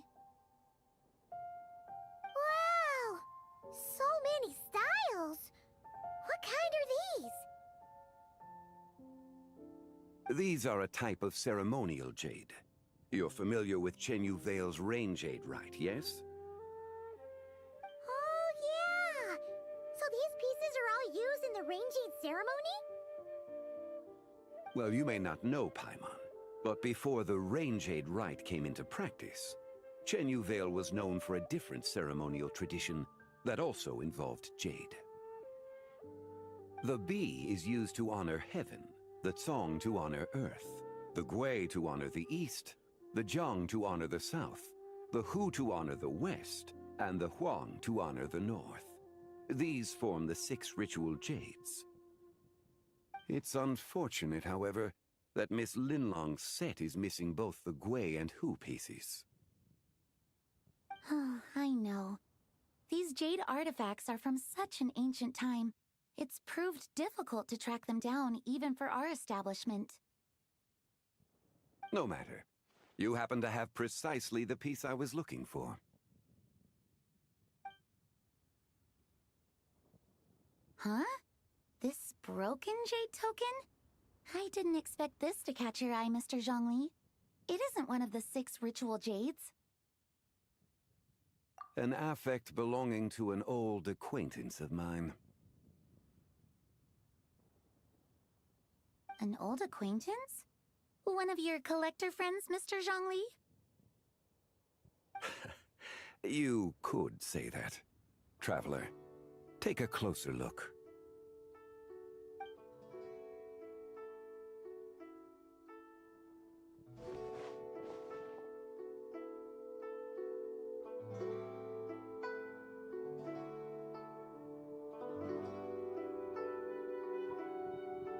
Huh. It doesn't look all that special to Paimon. Just seems like a broken artifact. Indeed. It's been thousands of years since the moon has appeared in such a form. So, in the past, the moon wasn't always full. Then, could this missing chunk be from when Jianzhu devoured part of the moon? It's worth looking into. Your insight is invaluable, Mr. Zhongli. I had no idea how special this piece was. Since it has caught your interest, allow Shigu Antiques to cover the cost. Oh, that is far too generous, Miss Linlang. Not at all. I've always wanted to give people a chance to appreciate these snapshots of history. So, holding an exhibition like this has been a lifetime wish of mine. And it never would have been possible without your help, Mr. Zhongli. I merely put in a good word with a few acquaintances of mine. And it had a profound impact. Without your recommendation, I doubt half of these collectors would have come to the exhibition. So, on both a personal and professional level, I owe you my thanks, Mr. Zhongli. Wow! Zhongli actually did something useful for once.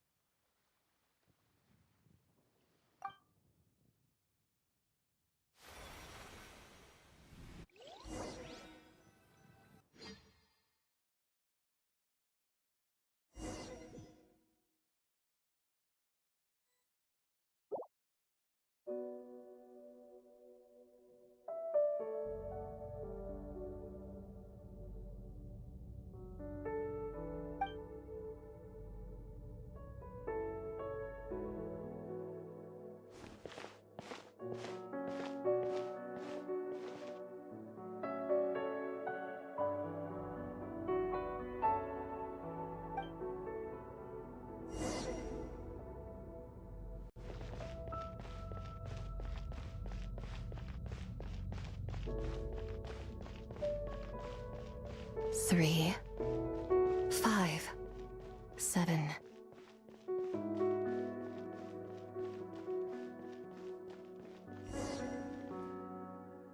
Eleven, 13, 17,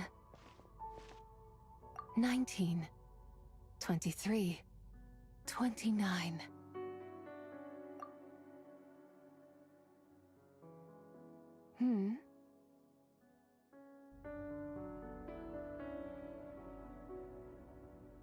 You also enjoy counting in such a fashion, lost child? The same loneliness as them. It seems to exist in your heart as well. Me? I'm sorry, I don't remember. The shadow of the moon? Or a dream of time? I'm sorry. No one has asked me such things before. I've been here for so long. There is much I have forgotten. I know nothing of your arrival. All I know is the longing in people's hearts. Yet, I sense the moonlight's guidance within you, child. Perhaps that is what brought you here. You seem confused. Perhaps I can help in some way. The path home is... that direction. I believe someone told me that before. But I was never able to reach the end. You should take a look. No need. It would seem... my time has already run out. Farewell. May the moonlight ever shine upon you.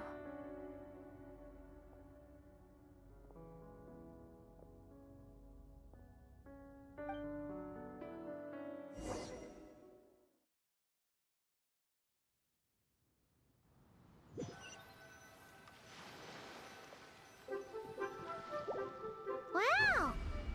Zhongli actually did something useful for once. Your complexion looks rather ashen, Traveler. Are you feeling all right? Yeah, what's wrong? Does your stomach hurt? Huh? What are you talking about? You were right here the whole time. Ah, I see. I'm afraid we must take our leave, Miss Linlong. My friend has taken ill and I must escort him to get some rest. Of course. Traveler, Paimon, please, come with me. Ah, yes. Regarding the payment for the Jade Token. Charge the expense to the Wangsheng Funeral Parlor if you would.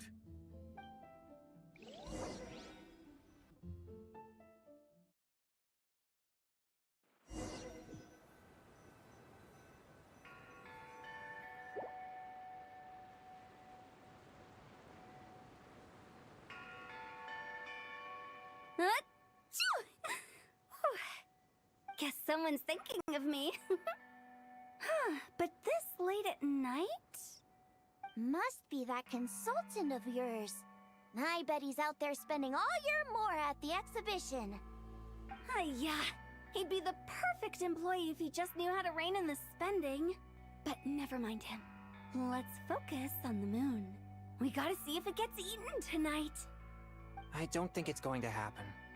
We've been out here all night, and the moon's the same as ever. It is quite late, and Chongyun's getting tired. How about we head back? We can come back another time.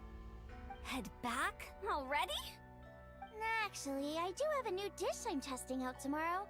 And as part of my New Year's resolution, I'm trying not to oversleep. Alright, alright. Guess it just wasn't meant to be. Let's go.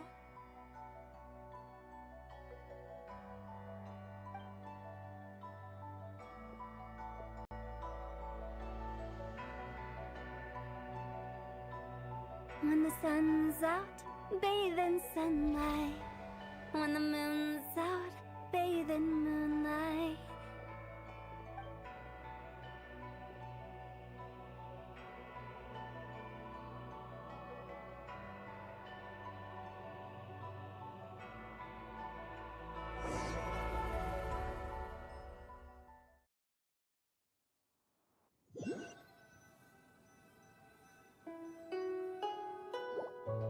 Wait, aren't we going to rest? Why did you bring us here? Because I imagine the traveler would like to know what just happened to him. Oh, right. Ugh, Paimon's confused, though. She could have sworn you were there the whole time.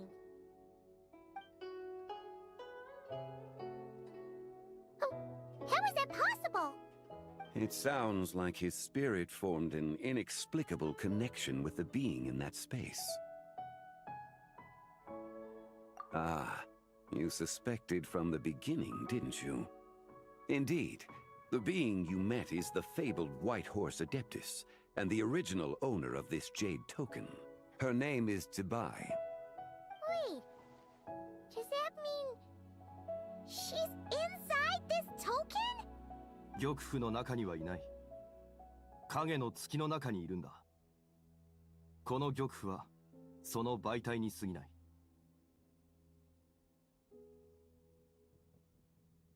Word has it you accomplished quite the feat in Notcry. You and your friend brought the Frost Moon back to Tevat. Tell me, did you ever wonder about the other moon? The one that hung in its place for thousands of years? We never really thought about it, but it must have been a fake, right? A fake moon! Indeed, it was false. Its true nature, nothing but a projection of the moon. It also happens to be the prison that confines Tubai to this day. Wait, the White Horse Adeptus is trapped inside that projection? Then we need to rescue her! But the moon in the sky right now is the real one, right? Where did the fake moon go? And why can't Paimon see it? With the return of the true moon, the shadow naturally lost its place in the heavens. Now, it is disintegrating bit by bit. It's a process that comes and goes. When it occurs, it looks like the moon is being obscured by a black shadow. But when it stops, the shadow disappears and becomes invisible to the eye. So, you're saying there's an invisible fake moon blocking the real moon right now? Indeed. Okay, this is not what Paimon was expecting. My hypothesis is that people's wishes could be what trigger the periods of disintegration. After all, when you experienced that episode just now, it was precisely when Miss Linlong spoke of her own wish. Wait, is that because the White Horse Adeptus answers people's wishes? The legend must be true then. So, that means the more wishes we make, the faster the fake moon will disintegrate, right? Then it won't be long before the White Horse Adeptus is free! いや、むしろ逆だ。果てしない歳月が白馬の仙人と偽りの月を一つにしてしまった。影の月が消え去れば、紫伯もまたこの世から消えることになる。Oh no! いや、むしろ逆だ。果てし Oh no! So, bringing the moon back actually hurt the White Horse Adeptus? Do not burden yourself with such thoughts. Because of your actions, a promising opportunity has presented itself to us. Let us not forget, what is crumbling is also precisely that which imprisons her. Yes, and that is why I invited you here tonight. Your connection to that broken jade token confirms that you can do what I envision. However, while I had hoped to receive your assistance, this matter could have significant ramifications. I must admit a certain reluctance to implicate you in more of Tevat's secrets. Often, the deeper one's knowledge of such matters, the harder it becomes to extricate oneself from them. You are someone who once traveled through the boundless sea of stars. I cannot help but wonder, perhaps it is wrong for your fate to become too entangled with the fate of any one world. Such is your conviction, then.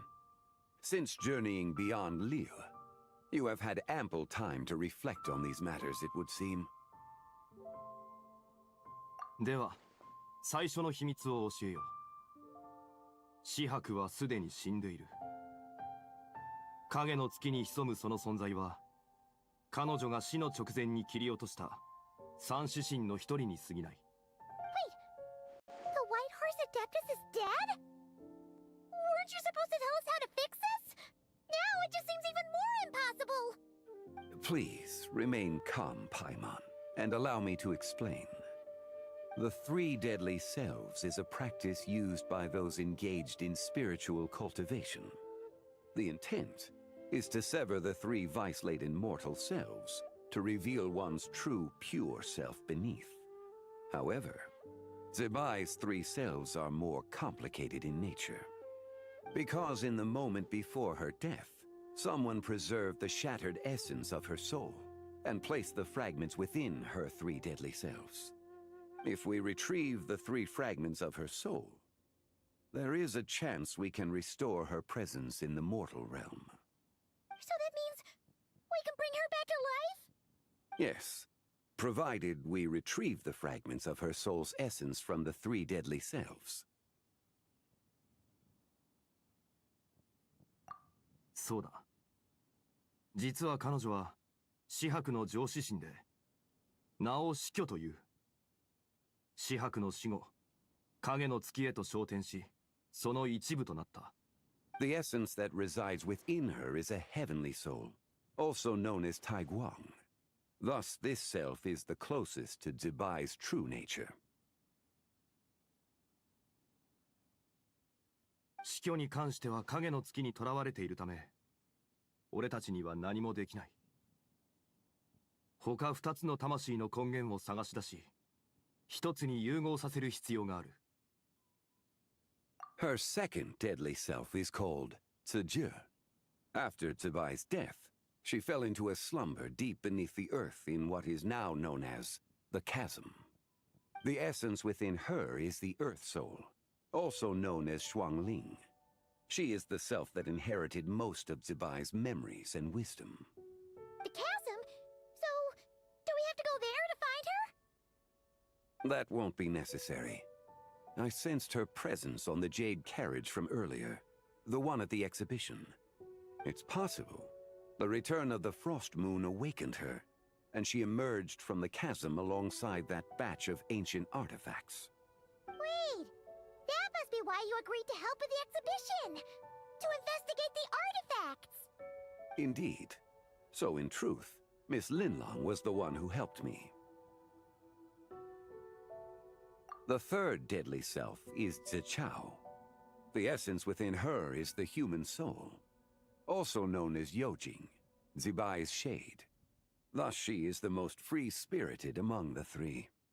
She lent me her aid during the Archon War, 1,000 years ago. But later, as her powers waned, she retreated into the mountains. I imagine finding Zichao should prove the most troublesome, so I shall take it upon myself to track her down. So, we need to find the second deadly self, right? But where do we even start? Locating her should not prove difficult. In life, Zibai was fond of mortals, and as the self who inherited most of her memories and wisdom, Ziju should be the same. It's possible she has possessed someone, and is meandering the bustling streets of Liyue Harbor as we speak. Possess someone? Wait! Are you thinking what Paimon's thinking, Traveler?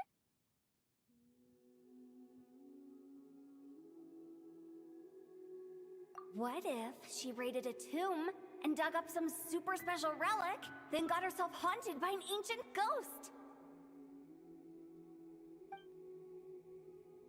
Exactly! Lu Xiangxiang! It seems you have a lead in mind already. She could still be at Boo Boo Pharmacy. She was super agitated when she first got there, so Baishu gave her some calming medicine and told us to come back in 2 days. Do you think it could be her, Zhengli? It's quite possible. The deadly selves are impure beings that can easily influence mortal minds.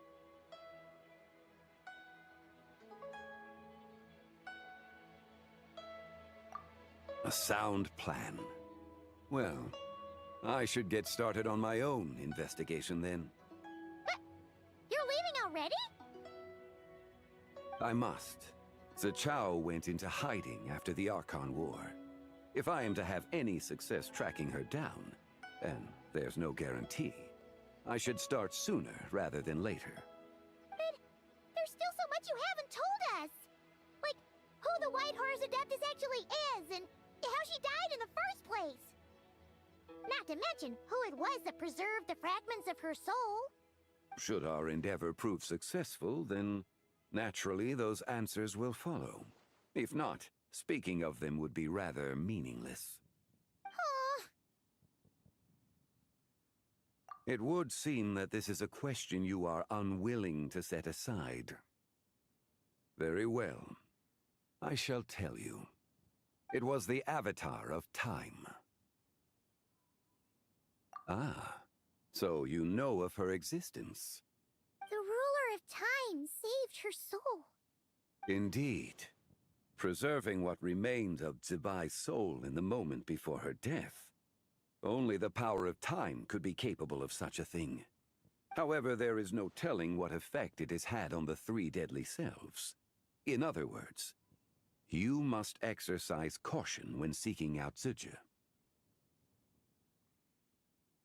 解答祭の夜、リーユエ港では願いを込めた消灯が大量に飛ばされる。それによって影の月の大崩壊が引き起こされる。When that happens, the cage that confines the first deadly self will open. That is our moment to act, but also the moment where all could be lost. For if we fail to retrieve the other 2 soul fragments in time, Zibai's resurrection is hopeless. As I mentioned before, the answers to your remaining questions should come in time, providing our efforts bear fruit. Let us hope that all proceeds smoothly in the days to come.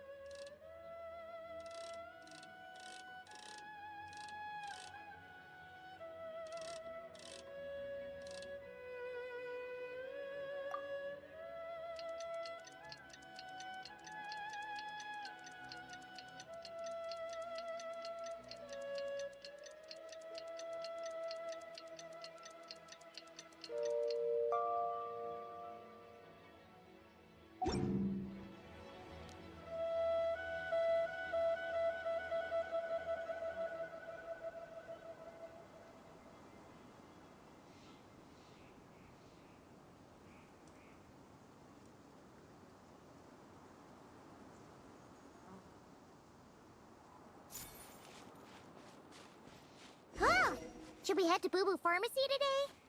Fingers crossed we learned something useful.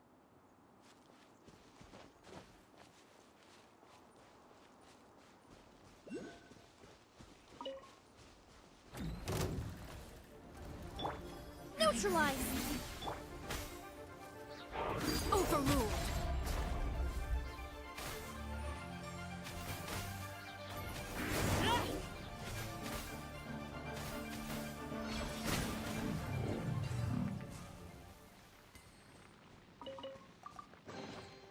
An impressive bounty.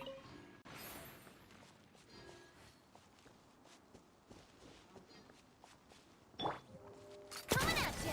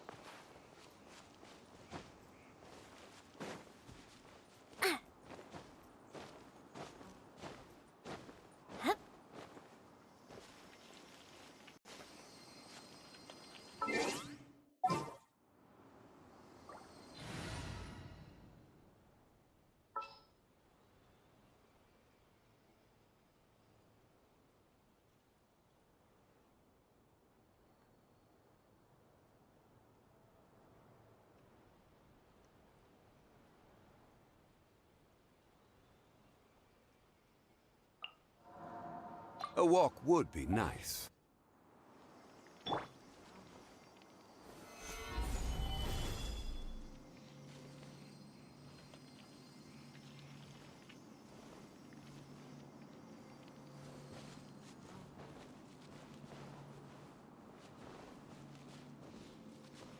Crumble!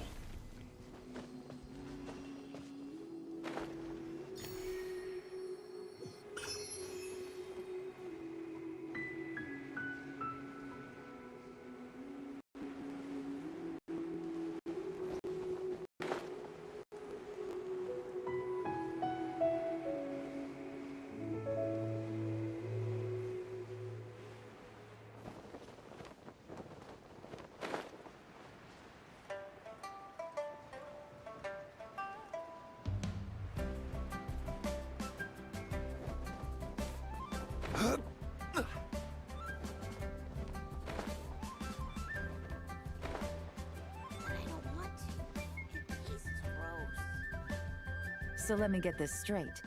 The patient disappeared right as you were delivering the medicine. I know it's hard to believe, but that's exactly what happened.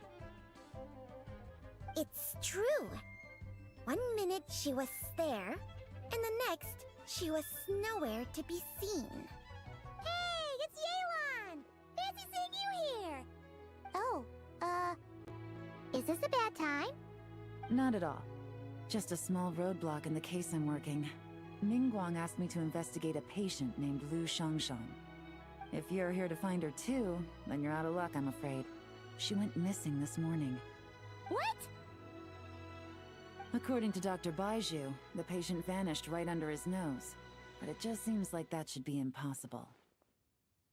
There 1 second and gone the next? Pretty sure Xiao can do something like that. Then you're suggesting this Lu Xiangxiang is the vigilant Yaksha in disguise? Or some other adeptus? Guess not. But this is so weird. How can a living person just vanish into thin air? Unless Linny decided to take his act to Liyue? Who is this Linny you speak of? He's... Oh, never mind. Paimon's just grasping at straws. Let's set aside the how for now, and focus more on the where. You mentioned this patient has a strong obsession with achieving fame and recognition? Yes. She kept talking about becoming a renowned archaeologist and making a name for herself. So, are we looking for a place where it's super easy to become famous? I think we should check out the Xiao Lantern crafting stalls. Because it's easy to become famous by making Xiao lanterns? Not exactly. When the people of Liyue need a solution to a problem, their first thought would be to pray to the gods and the Adepti. If her wish is to become famous, she might write it on a Xiao lantern in the hopes that the fabled White Horse Adeptus might make it come true. That certainly sounds probable. Turns out, the White Horse Adeptus might be a lot closer to home than she thinks.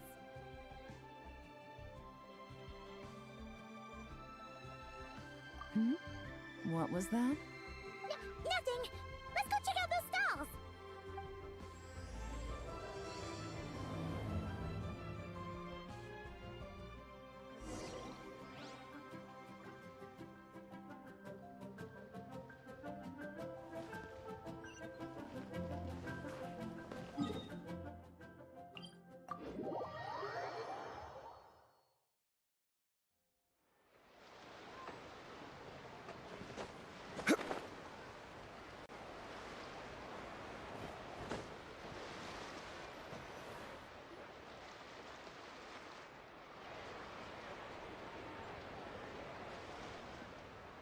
Alright, we're here! Still no sign of Lu Xiangxiang, though.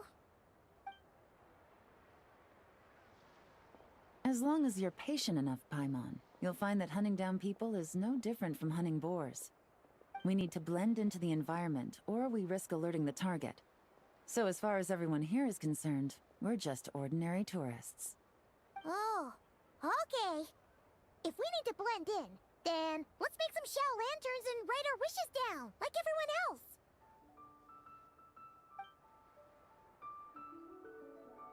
What's your New Year's wish, Yelan? I haven't given it much thought. Oh, and it can't be work-related. You gotta take a break once in a while, right? You're always sticking out this suspect, tailing that criminal, hunting down this gang or that. Which is super amazing and all, but it's gotta be exhausting. Really getting into this, huh? You said to blend in, right? Come on! It's all part of the act! So you gotta think of something! Then, I suppose, it'd be to go traveling, the next time I get the chance. Traveling? That's our bread and butter! Wanna join us? Thanks for the offer, but my desk is piled high with reports on your exploits. And that's not quite the kind of traveling I had in mind. I was thinking more, the lie down and do absolutely nothing kind of travel. Ah, something a bit more easy and breezy, right? Hey, wait! We know just the place! The Easy Breeze Holiday Resort in Netland. It's super relaxing and full of fun activities. You've got the beautiful ocean and tons of cute little creatures called Asha. Seriously, you gotta go! I suppose I'll have to check it out. Hey guys, happy Lantern Night!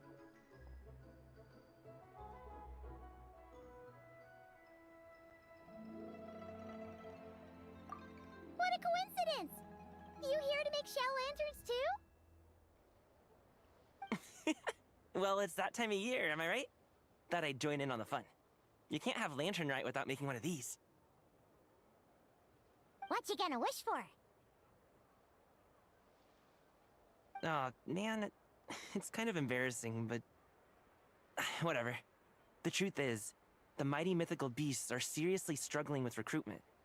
So, I'm hoping to find a few apprentices and teach them the art of wushu dancing. Awesome! Shurfugami, here we come! Whoa there, Paimon! One step at a time. I actually need to find people first. Yeah, but Paimon bets people will jump at the chance to learn from you! Well, I wouldn't be so sure. Wushu dancing is super physical and takes a lot of hard work to master, so it's not easy to find people. At this point, if the Adepti can't help me, no one can. I'll do it! Huh? You just said you wanted an apprentice, right? Well, I'm offering. What do you think? Whoa, the White Horse Adeptus works faster than I thought. Traveler, it's her. Lu Shangsheng. Our target! Hey! Didn't you hear me? I said I wanted to be your apprentice! No need to shout. I heard you the first time. What's your name? Step back a bit, Gaming. This person could be dangerous. What? Hey! What are you trying to do? Do you know who I am? Get back! Lu Shangsheng, we have no intention of harming you. We just need to ask you a few questions. Get back, I said! Try to remain calm. If you come any closer, I'll...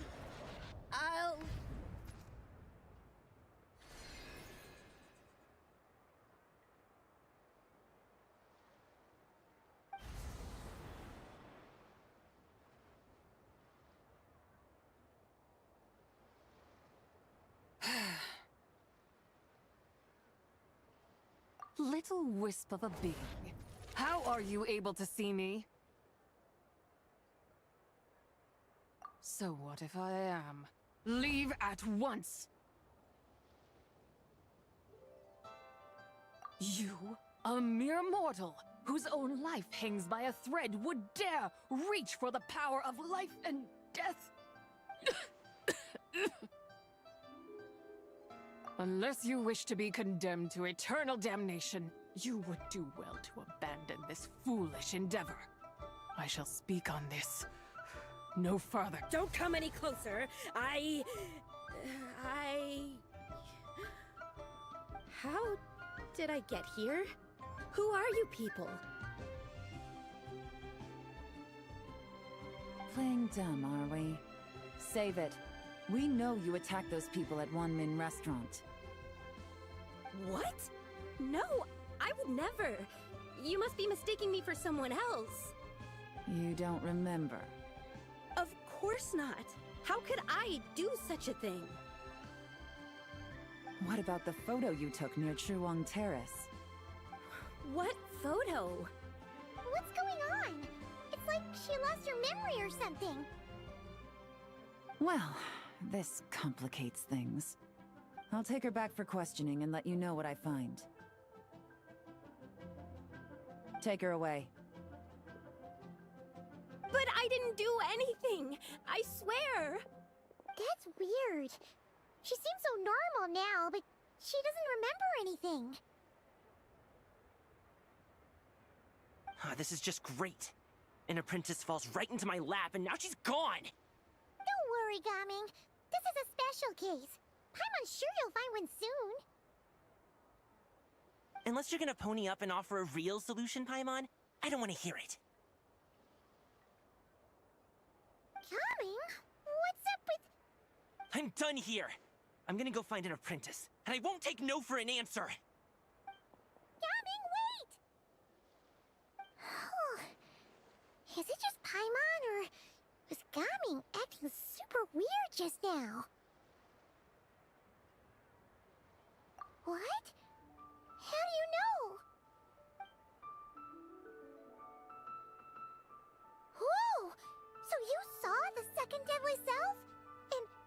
she moved from Lu Xiangxiang to Gaming?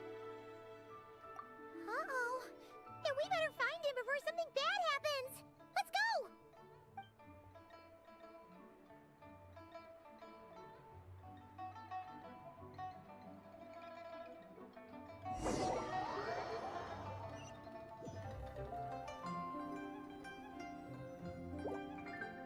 Alas, why must Cloud Retainer inflict such woe upon us, Mooncarver? By the order of Rex Lapis, we were supposed to make haste to the harbor to stand watch. Yet we arrived late, for you, in your inscrutable wisdom, chose that very moment to tend the mint. It is no wonder Cloud Retainer banished us to the wilderness in anger. A pity only that I, blameless as I am, was made to share in the punishment. Blameless indeed. You speak as if it was not you who decided to plant all that mint in the first place. Yet now, in its wretched state, overrun by blight and vermin, you would turn away? Utterly heartless, I say. Were I truly that heartless, would I have rescued those seedlings from this desolate wasteland, granting them haven in your hallowed garden? Alas, if blame must be laid, let it fall upon Cloud Retainer for failing to recognize the virtue of our plight. Ah, at last a sentiment with which I can agree. If ever Cloud Retainer is away, we should steal into her abode and plant a veritable field of mint. A tempting little ruse, is it not?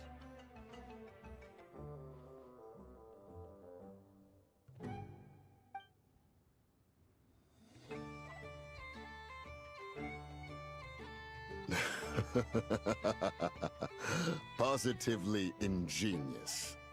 Please stop chasing us. Just let us go. Get back here! If you keep running, I'll kill you! Please, we don't know anything about wushu dancing. Just leave us alone. What? You think I'm not good enough to teach you? Just agree to be my apprentices, and then we can talk. That child looks somewhat familiar. Ah, it appears to be the wushu dancer from Liyue Harbor. I have seen him perform on occasion. Come, let us take a closer look. Has trouble befallen you, young one? Perhaps we can offer aid. Oh, thank the gods! Please, sir, you have to help us. This guy's trying to force us to become his wushu dancing apprentices, and he won't take no for an answer! Oh, so it is you who require aid, not the other way around. Get out of the way, old man! This is between us. Preposterous! You dare to presume we are of a mature age? Listen here, brazen youth. Skilled you may be in the art of dance, yet your offstage demeanor leaves much to be desired. Hold on, Mountain Shaper. Something is amiss. Look closer. Huh. Indeed, he bears the mark of something unclean. It spells trouble. You there, depart at once. Hey! You drove off my recruits, old man! You'll just have to take their place, even if you're a bit on the decrepit side. Many years it has been since a being has dared speak to us in such a manner. Now let us see what evildoer has sought to use you as its puppet, young one. You two, you're Adepti! Does that strike fear in your soul? Whoa! Two Adepti recruits just fall right into my lap? That white horse sure knows how to grant a wish. Coming! Slow down! Wait for us! Jeez, take a hint, will you? I told you to stop following me! Traveler, Paimon, keep your distance from this youth. Evil has taken a hold of him. We know! It's one of the White Horse Adeptus' deadly selves! She's possessing Gaming! The White Horse Adeptus' deadly selves? Could it be that Rex Lapis called us to Liyue Harbor for this very reason? Hey! What are you two whispering about over there? Who's gonna be first apprentice and who's gonna be second? It doesn't matter. I'm not the kind of Sufu who plays favorites. Insolent spirit, be gone from this child at once!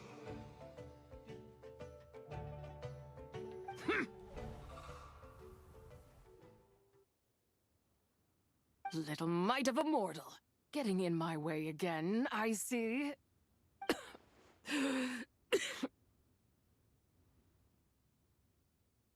That is no concern of yours.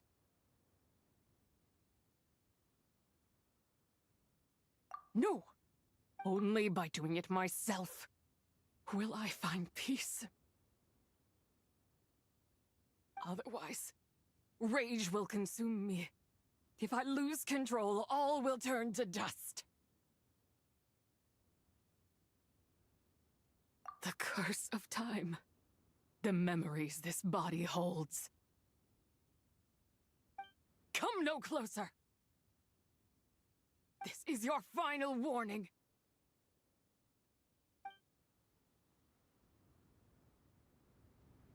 Insolent spirit, be gone from this child at once!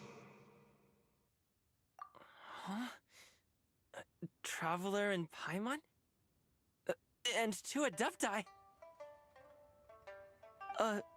Where are we? Weren't we just making Xiao lanterns in the harbor? Gaming! You're back! Ah!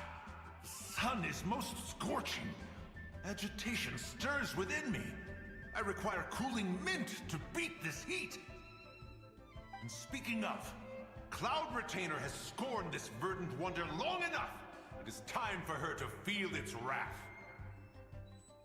The wrath of Mint! Mountain Shaper, where are you going? Oh no!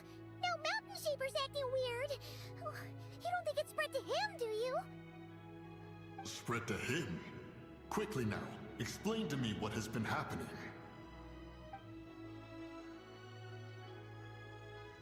What? Was I really that rude? Jeez, someone get my dad to throw a slipper at me. I'm so...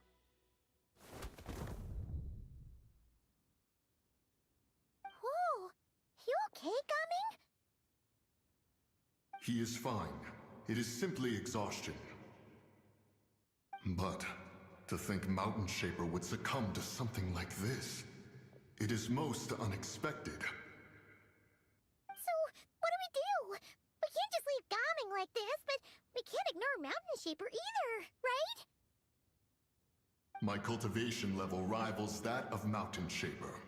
Were I to give chase, Zizha would but flee from his form and take refuge in mine. Seek out Streetward Rambler. Cloud Retainer and the Conqueror of Demons should be with her. I shall take this child back to the harbor and join you post-haste. Whoa! What are all the Adepti doing together? Rex Lapis charged us with keeping watch over Liyue Harbor should danger come. We must devise a strategy before confronting Zizha.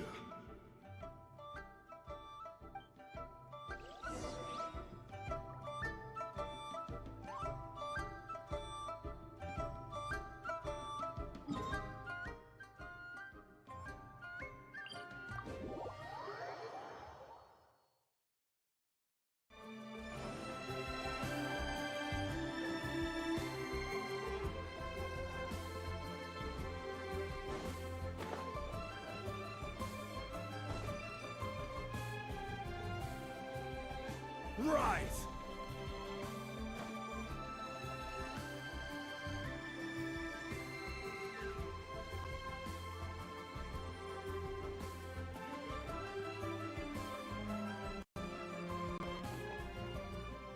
The White Horse Adeptus? You mean the mysterious white mare that aided Rex Lapis during the Archon War? Even if it's not her, there must be some connection. She always avoided us back then, and I never knew why. Rex Lapis's recent trip seems to be related to this person as well. Shanyun! Madam Ping!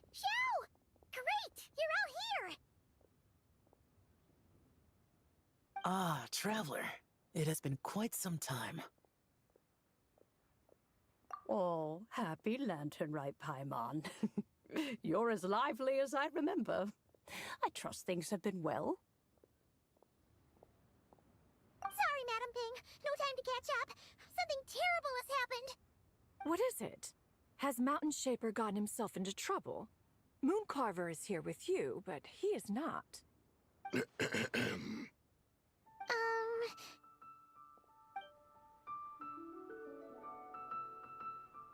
The Wrath of Mint? That old fool dares to utter such nonsense behind one's back.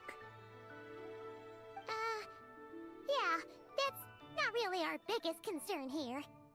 So, even a mere deadly self of the White Horse Adeptus was able to possess Mountain Shaper and affect his mind. No wonder Rex Lapis told us to gather here and await his orders. Mountain Shaper's cultivation is inadequate. He was caught unprepared. Were it one of us, Zizha would hardly have found a vessel quite so ready for the taking. Hey, that's not what you said earlier. Where is Mountain Shaper now? A question that hardly bears pondering. Obviously, he intends to plant mint in the vicinity of one's abode. Ah, then he poses no great threat. We might as well let him be. Once he fulfills his wish, it's possible that Zizha will relinquish him of her own volition. Your ulterior motive is most obvious, Mountain Shaper. You two hope for Mount Eltsong to be covered in mint. One can see it clear as day. Not to mention, deadly selves are born of malevolent human desires, and naturally pose a great risk to the form and mind of all living beings. We cannot let this go unchecked. Let me handle it. I have relevant experience and know how to deal with such situations. One has no doubt of that. Yet your involvement would likely end in armed confrontation. In one's own estimation, the time for such measures has not yet come. Before his departure, Rex Lapis knew that Zizha was active in Liyue Harbor, yet told us only to wait. It would seem, then, that Rex Lapis did not believe extreme measures were warranted here. Yes, this is quite a peculiar case. After all, Zizha's possession does not seem to come with ill intent. It's more like she's guiding those she possesses to fulfill their own wishes. There is another matter of import, however. I sense tremendous resentment emanating from her. What could be its source to render her so unable to find peace? She was talking about the White Horse Adeptus memories, right? From what the Traveler said, it seemed like she was about to explode with rage. But why? With Rex Lapis away, if we wish to understand that which occurred in the past, we shall have to ask her directly. She also mentioned the Curse of Time. What could that be about? Perhaps erosion. Indeed. We are of the same mind. I heard that ancient clans in the mountains once regarded the White Horse Adeptus as the daughter of time. It seems there was some truth to that, after all. The Daughter of Time. Cursed by time? Time does not treat everyone equally. The longer you dwell in this world, the more it takes from you. Then what do we do? One has devised a solution. Based on what you have told us, it seems that Zizha is in the habit of leaping to a different host when provoked. One's plan is for us to block all escape routes while you confront Mountain Shaper, forcing Zizha to reveal herself. Then, if prior experience stands, she will have no choice but to possess you. However, not only are you able to sense it, you are also unaffected by the peculiar state of stasis. In other words, in that moment, you would have the chance to either subdue or persuade her. That is akin to walking straight into the lion's den. Allow me to go instead. Yeah! Isn't this plan a bit too risky?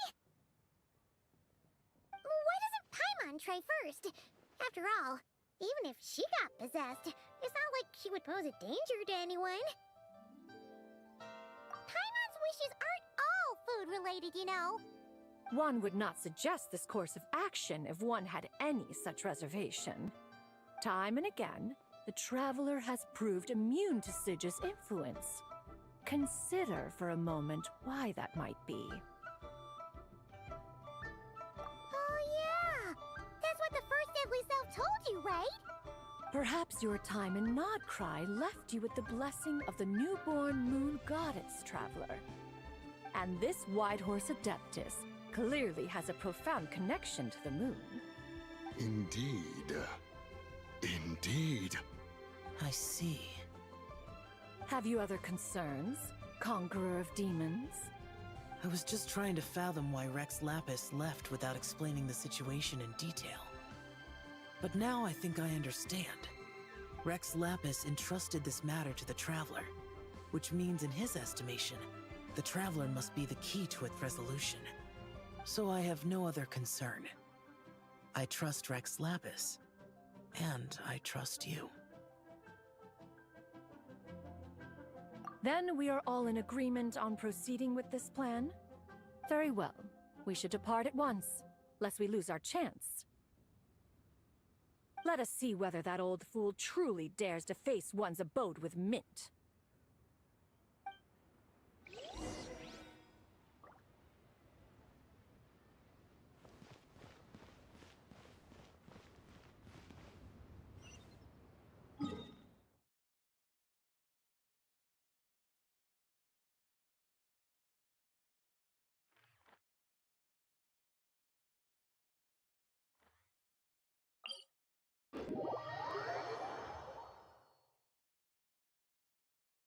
Boats are made for transferring commodities back and forth. And those that come across Liyue tend to stay a while. So it is where many things come to settle. Osmanthus wine tastes the same as I remember. But where are those who share the memory?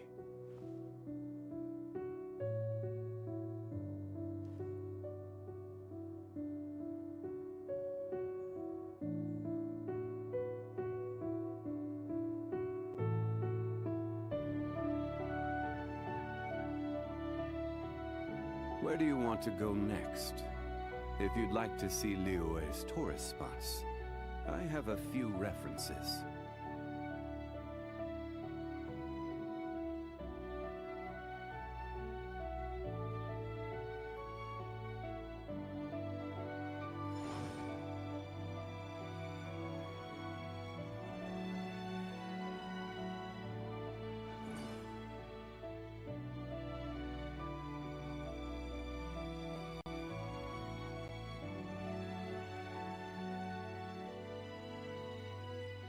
Boats are made for transferring commodities back and forth.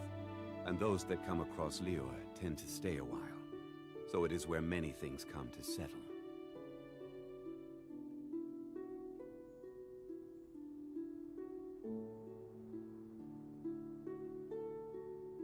Osmanthus wine tastes the same as I remember. But where are those who share the memory?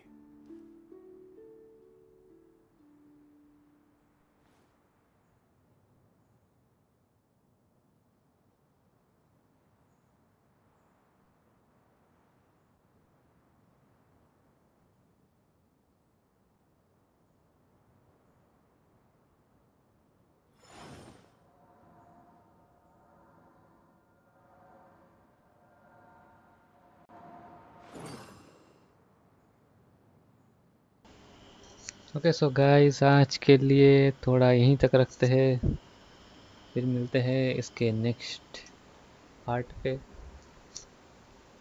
जो कि इसके बाद stream पे होगा. Where do you want to go next?